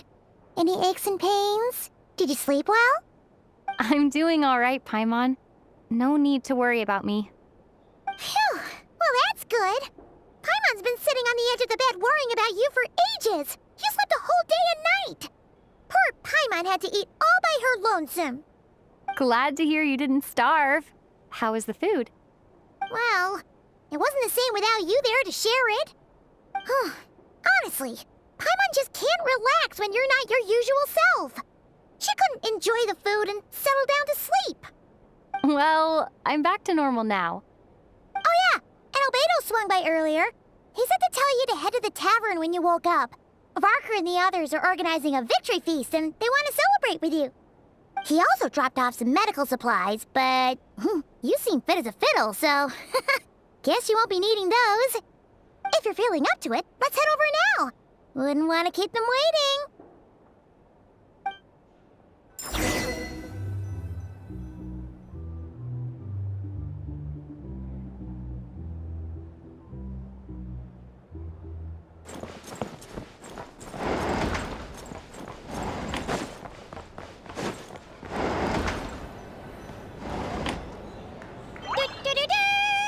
We're here! Traveler and Paimon! Perfect timing! We were literally just saying how there's no way we're holding this victory feast without you. Any longer, and we would have postponed it till tomorrow. How are you feeling today? Much better, thanks. Don't worry about me. Relieved to hear it. If that changes, just let me know. Happy to check you over at any time. Yep, we're here for you. Anything you need, just let us know. Oh wait, where's Nefer? How are her eyes doing? Nefer's right over there. I'm sure she'd love to catch up with you.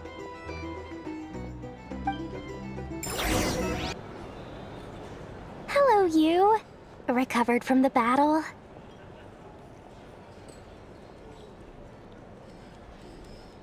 Come on, what do you mean? Of course I'm gonna ask.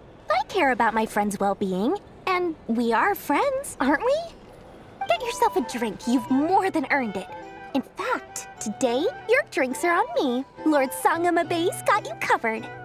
Wow, really? What about Paimon? Has she earned it too? Has she? Please? Well, you haven't been through quite as much as the Traveler, but... what the heck, sure. Yay! Wow! Drinks on Dory! What a historic day. Hey, keep your voice down, or everyone else is gonna want in too. You... Have you heard anything I've been saying recently? Doing business in nod-krai has been an absolute nightmare. If I'm buying for everyone, oh... Okay. Paimon will speak more quietly. Jeez. That's more like it. Don't you forget, Lord Sangamabe doesn't just go around buying drinks for anyone and everyone.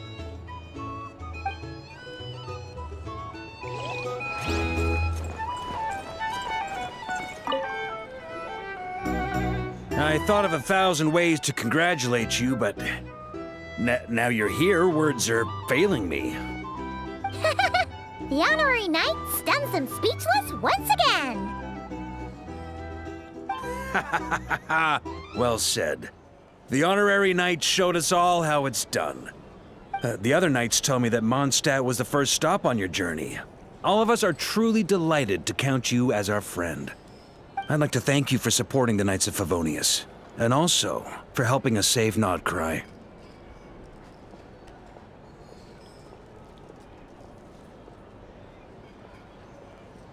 Nonsense! Of course I'm gonna mention it. This is more than just business. It's a relationship. And there can be no relationship without showing gratitude where it's due.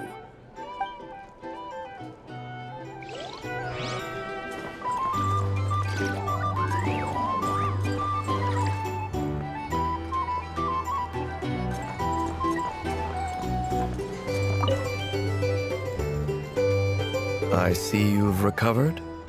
You bet. Snoozed her way to a full recovery. Glad to hear it. A healthy body is paramount. Nothing else in life is possible without it. So take it slow. You can't afford an injury. Paimon, too! You really saved the day when you swooped in to open that gateway. I came to accept that although Rerir was my friend in the past, here and now, he was an enemy that must be defeated. Though I will never fully understand what happened between us, I could not let this crisis deepen any further. We fought a very necessary battle, and you played your part admirably. Yeah! And if you ever need to talk, just remember, we're always here. I'll do that.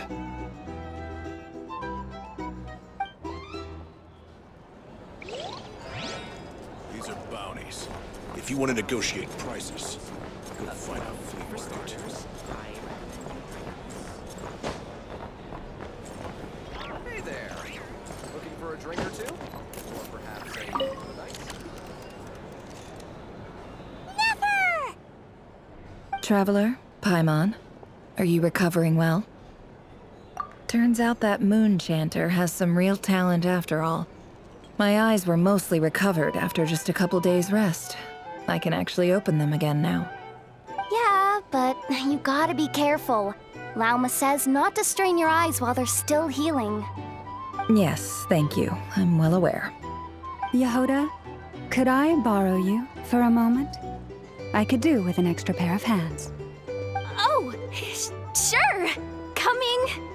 Did you hear that? I gotta go help Lauma for a second. You guys chat among yourselves. I'll grab us some drinks on the way back. Paimon, you still like 'em sweet? You bet. Make it extra sweet, because Paimon's earned it. Sure thing.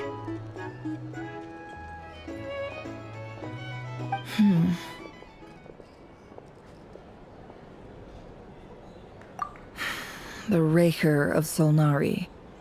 Kind of a snake, don't you think? No, definitely a snake. A poisonous one who spewed his venomous hatred everywhere. Anyone who seeks revenge out of hatred for other people has become a snake. That's something my dad used to say. Perhaps. I'm sure it sounds like a very wise and open-hearted perspective to your ears. But me? I think hatred is a perfectly justifiable emotion. What else is left when everything you depended on in life gets stripped away? Something. If you're worried about me, you can nip that in the bud. I'm not someone who gets stuck in the past. It's just... I suddenly feel like I was wrong to call my father a liar. He was just a fool. That's why the academia turned their back on him, and why the other tribes ganged up on him. Oh, Father. How much better things could have been if you were a skilled liar. Look at the Ibis King. Thoth is a fiendishly cunning liar. And yet, strangely, he feels more like a father to me than my real dad ever was. He's never brought it up, but I'd bet he feels the same way. Why else would he give me the power to perceive the truth, while at the same time training me in the art of deception? Well, King Deshret banished him to Aru, which is essentially a prison, and posed 3 questions to him. He promised that he'd have his freedom if he could find the answers. His response was to take on a physical form and approach me, hoping that I could become his envoy and search for one of the answers on his behalf. Did he really think I'd fall for that? He's stuck there. He can't make me return what he gave, so that's enough for you to decide he's nice, is it? He's a prisoner, and he was scared. So he decided to perform some good deeds to win people's approval. He lives in fear because he's a deceiver. How is Rerir any different? You can't work as a spy your whole life and expect a happy ending. It's preposterous. Yet I can't say I don't understand it. Liars live in the darkness of their own making, but it's still human nature to want to go on living. They say that a liar's soul is the most worthless thing in the world. What do you think? Oh, really? Well, it takes a very kind person to find compassion even for liars. If you ask me, the soul of a liar really is worth nothing, because all they care about is themselves. For example, when something good falls into my lap, I don't go sharing the news around. Stops other people trying to steal it from me.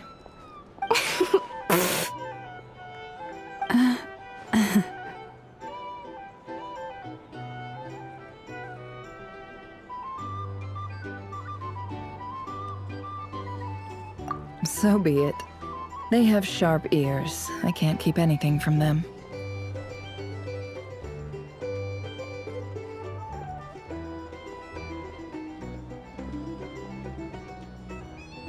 Wow, is that what it looks like?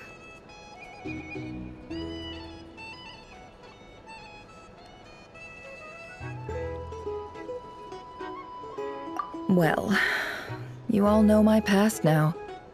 And I can't simply eliminate everyone who knows too much. So I guess I just have to put up with you. For the foreseeable future, at least. When you find yourself in a situation you can't control, the safest play is to keep calm and start monitoring everyone involved like a hawk. In the intelligence world, you need to have a sense of perspective and play your hand accordingly. If you understand what's at stake, Please ensure my secret is safe with you. I trust you'll respect my wishes as a friend. But don't forget, I will also be watching you like a hawk. Very good. Oh, wait! Now that the panic's over and we've all calmed down, Paimon suddenly remembered something. After all that build-up, our mystery ally never showed up even once!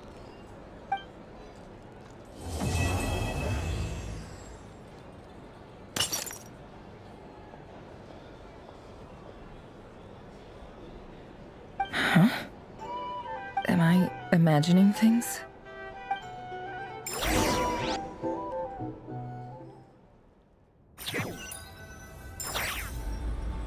So, that close colleague who stayed behind with you? What's he been up to recently? Don't know, don't care. I get more normal human interaction from hanging out with Bosco too than him. Although, now you mention it, he hasn't bothered me in a while. I wonder if... If he's disappeared without a trace, it's the biggest gift he ever gave to the world. But I somehow doubt that's what's going on. He won't lie low forever. So we'd better stay on guard.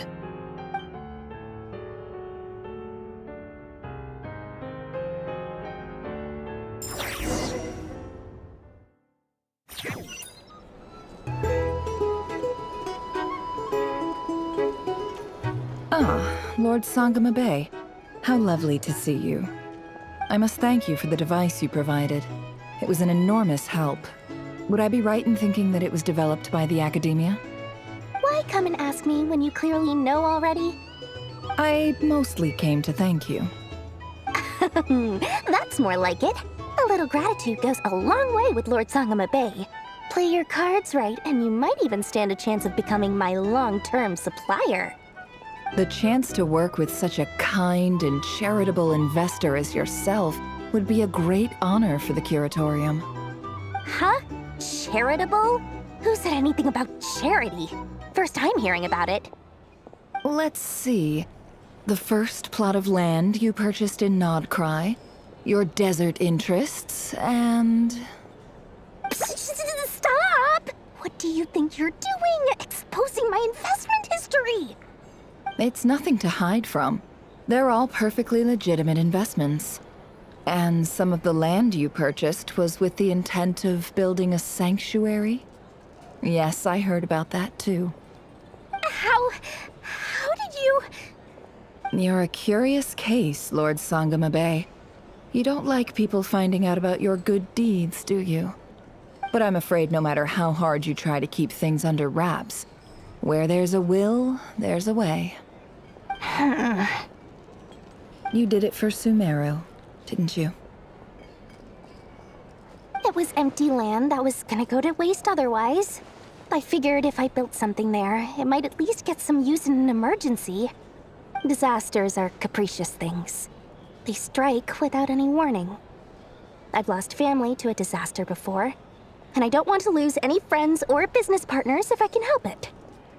My elder sister used to dream of finding a sanctuary. Somewhere with plenty of food, water, and medicine. Where everyone could live happy lives.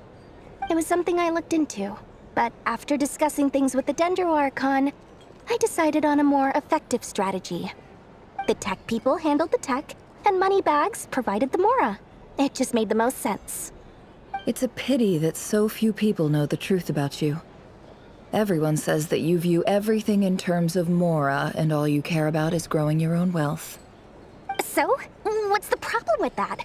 Everyone wants to be rich. It's human nature. So yes, I love Mora, and it's nothing to be ashamed of. But surely you have dreams of your own beyond just making Mora. You don't get it, do you? My dream is to invest in other people's dreams. And, you know, make a nice little slice for myself along the way. Just thinking about it makes me happy. That sweet, sweet sound of Mora. Thank you. For the device? And the pendant. Oh, that. I was just returning a favor. Don't worry about it. Seems like we've both been away from home for a very long time. Yeah. So long that I barely remember what my family even looked like. That would be your mother, father, and sister? Yeah, though it's been years since my sister passed away.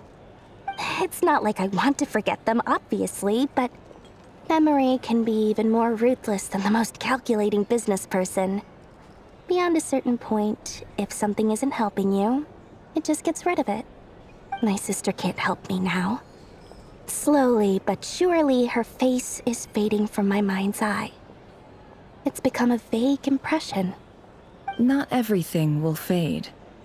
When loved ones pass away, the beautiful memories are the ones that last the longest. Yeah, that's true.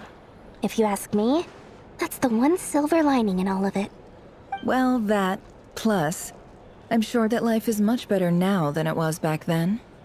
Oh, absolutely. I have tons of Mora, a big beautiful house, business is booming, and I'm as happy as can be. You've got a lot going for you too. Boss of the Curatorium of Secrets? I'm sure there's plenty of Mora to be made in that line of work. I appreciate the vote of confidence. Hey there. Looking for a drink or two? Or perhaps a room for the night?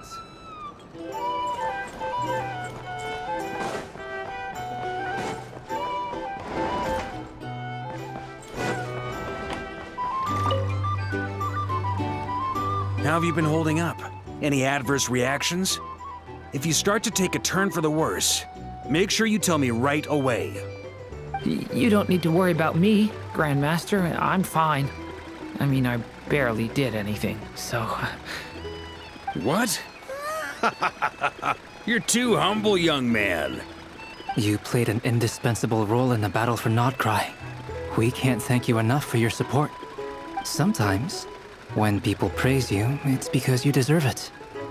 The best thing is to accept it calmly and with grace. It's important to learn how to respond to words of admiration. Let's do a quick demonstration. Albedo, that was an incredible feat of alchemy. The pressure was on, but you worked flawlessly at lightning speed to get the job done. Thank you. I can't take all the credit, though. Durin played a big part in forming the alchemical array. See? Did you catch that? A masterclass in how to take a compliment. Okay, yeah. I did work pretty hard to help prepare for the battle. No point denying that. Hey, you guys! Hey, look who's bounced back. Looking good, traveler. Seems like you've recovered. You won't need to take any more medication. Can I get you a drink? Huh? You know how to order at a bar now? You've sure learned a lot recently. Handling a drinks order is ridiculously simple compared to alchemy. Don't worry, I'll blend into society yet. Paimon believes it. You're clearly a fast learner, just like your brother. To be totally honest, though, Paimon didn't quite follow all the details when you first explained the plan to us. Don't worry, that's completely understandable. Unless you're a student of alchemy, it's hard to grasp the principle and how the process works. To put it in the simplest terms, we saw how our enemy stole the power of Kuvaki. And that gave us the idea of stealing his power to turn it against him. When facing an enemy you have no hope of defeating, it's best not to engage them in battle. So, instead of looking for a way to overpower him, we decided to help Columbina get strong enough to at least stand up to him in a fight. For this to work, we had to analyze his modes of attack, confirm who his main target was, and make sure that he wouldn't go beyond the range of the alchemical array. For added security, we prepared a total of 4 arrays. But to mitigate the impact of the battle, we identified one location in particular as the ideal spot, which is where the confrontation took place. The alchemical array absorbed his abyssal power. Then Durin processed it to render it usable by Columbina. That power enabled her to do what would otherwise have been nigh on impossible. What surprised me was that Dainsleif actually agreed to join us. Given his history with Rerir, he had every right to sit this one out. But we're extremely grateful for the decision he made. It must have been a painful choice to make. But I'm sure that making a decision was far better for him than staying in limbo.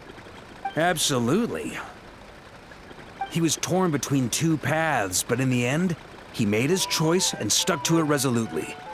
He doesn't strike me as the sort of person who'd stay trapped in limbo for long.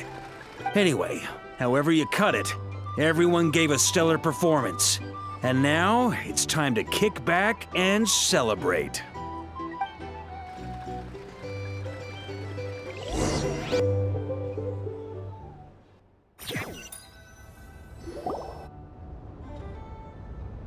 That's the only reason you're here? Yes. I've thought a lot about it. And I've realized that you, me, and Arlecchino should be friends. I think this is very important. So I felt I had to come and tell you. Well, this is a new one. I'm so moved. I can't even hold my teacup. If that's all, you can leave now. Do you not want to be friends with me? Or is it that you prefer being co-workers? What is this, Columbina? Are you deliberately testing my patience threshold? Right now, my politeness module is active. But if you say another word, I swear I'll shut it down. If your politeness module was active, wouldn't you say the word please at some point? Polonia, please see Lady Columbina to the door. Will you still invite me to your next tea party? What? Yes, I think you will. Bye-bye, dear Sandrone.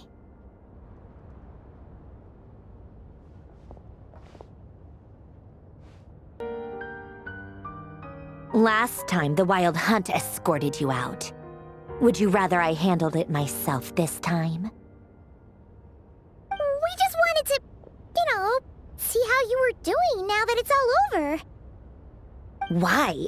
Out of concern for my safety?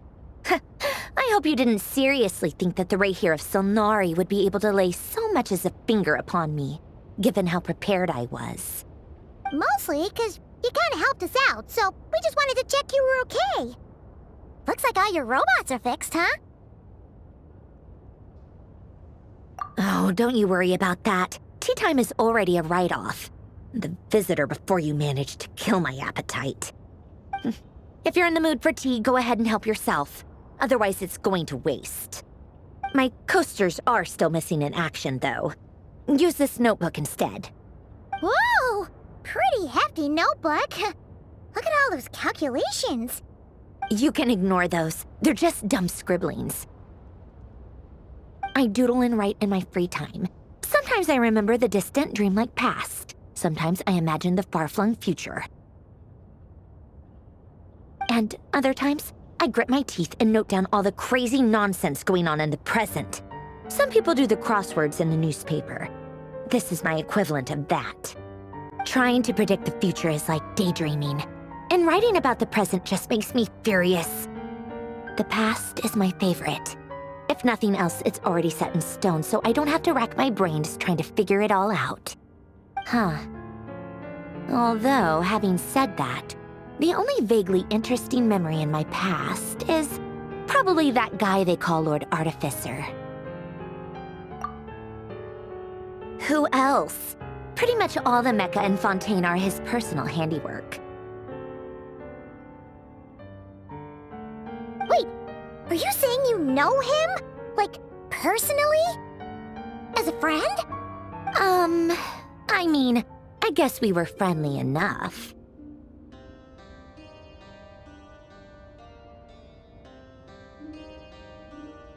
Yep.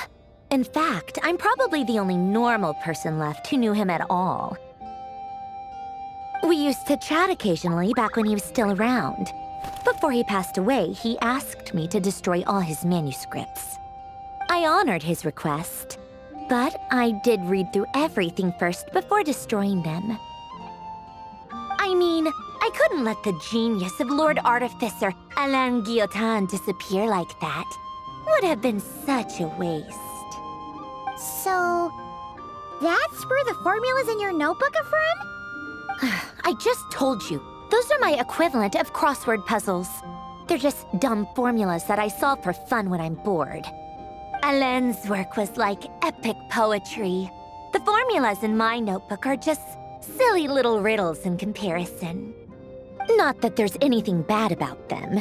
I mean, at least, solving those riddles isn't going to hurt anyone. Except me, 'cause I lose a few brain cells in the process. Anyway, while we're on the topic, I might as well tell you about what happened to him and his friends. Alain Guillotin had two close buddies, Renee and Jacob. They spent their childhood years together in the Narzissenkreuz Institute. They were all quite competitive, so there was some rivalry between them, but it was a friendly rivalry. But beneath the friendship and the rivalry ran something deeper, a sense of nostalgia for the past. Unfortunately, childhood would end, the prophecy would come true, the apocalypse would arrive, and the future would never be. A mad dream that would normally only capture the minds of lunatics began to take root in their hearts. A dream of saving the world. And if Renee and Alain had been people of lesser wits, that dream would probably have ended up as something for them to joke about in their older years. But alas, they were some of the sharpest minds around. They nurtured that dream with the full power of their intellect, and it grew into something that ate away at their souls. The first of them to fall under its spell was Renee. Against Alain's wishes, he persisted in experimenting on a mutual friend of theirs to try and save their life. Alain did not approve and parted ways with Renee. It's complicated. Alain wanted to believe that Renee only did what he did for the sake of their friendship. But when he told me about what happened, I could tell he still had some suspicions about Renee's motives.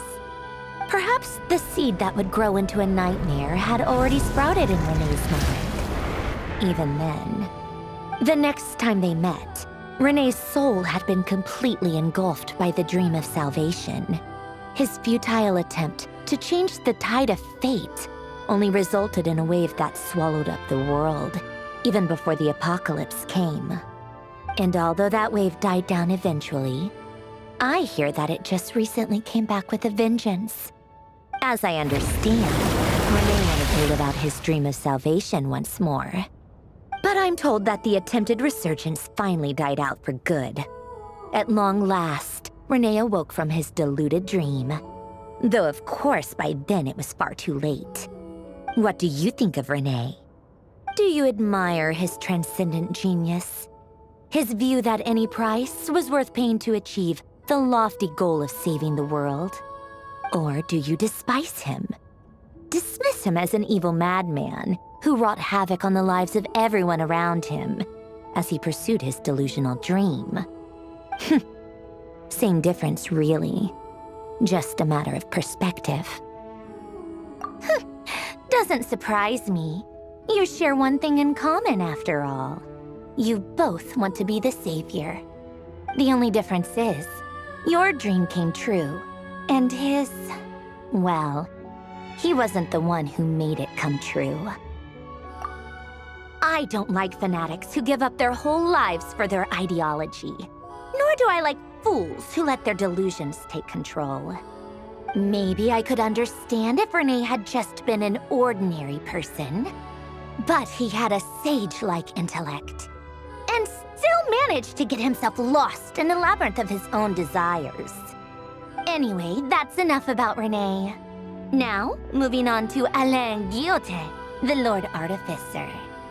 He managed to put a stop to the first storm whipped up by Renee.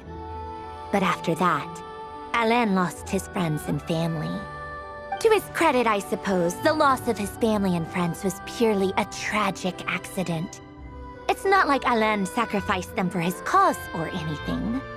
After that, the only thing supporting his work was the same dream that had dragged his closest friend down to the abyss. But although the desire to save Fontaine drove him to found the Fontaine Research Institute, Alain continued to reject any form of transcendental knowledge or power. He was suspicious and fearful of it. having seen the way it had affected his closest friend. I think that formulas and machines derived solely from human intellect were the only thing that gave him a sense of spiritual comfort. Yet Alain's intellect was simply too great. It barely left him space to breathe in his lifetime. Once he realized that the end of his life was approaching, he finally accepted the truth. The Narzissenkreuz Institute needed someone, and a human being, to see its story through to the end. He quit working on his formulas, trading them in for the fairy tales that had played such a formative role in his childhood, but which he barely touched in his adult life. He told me that the director of the Narzissenkreuz Institute used to read those fairy tales to the children as bedtime stories. Apparently, they worked wonders at sending kids off to sleep. I think that all he wanted at that time in his life was to be able to sleep deeply without being plagued by depression. By that point, nothing else really mattered. At the very end, he laid down to rest in the ruins of the former Narzissenkreuz Institute orphanage, while the Fontaine Research Institute he had founded continued tirelessly with its work. Many years after that, tensions over competing dreams would once again cause a rift, this time between members of the Fontaine Research Institute. But the actions of those fools had nothing at all to do with Alain. And that is the story of two people from the Narzissenkreuz Institute who both wanted to save the world. One went all in on his fantasy of salvation without ever looking back, and ended up calmly sinking to the bottom of the deepest sea. The other sought desperately to burn bright in his life, even though he wasn't sure where he was going. I do sometimes wonder, why is it that people like them have such grand hopes of saving the world? Even the grandest tree starts as a tiny seed. So perhaps, for each of them, their mission to save the world began with a very simple desire: to save themselves. They were young children with friends and family who mattered to them, desires to explore the meaning of life, ambitions to have a successful career. They didn't want to see all of that taken away in one fell swoop. Or maybe they just wanted to find something to anchor themselves within the chaos, to stop them getting quietly swept away by the storms of life. But instead, the search for their own salvation took them down the rocky road laid out by fate. Do you think the desire to save oneself is enough of a justification to try and save the world? Sensible answer. Glad to know you've got your head screwed on straight. Alain would disagree, though. I asked him the same question back when he was in his prime, putting all of his energy into his work. Yes, it's enough.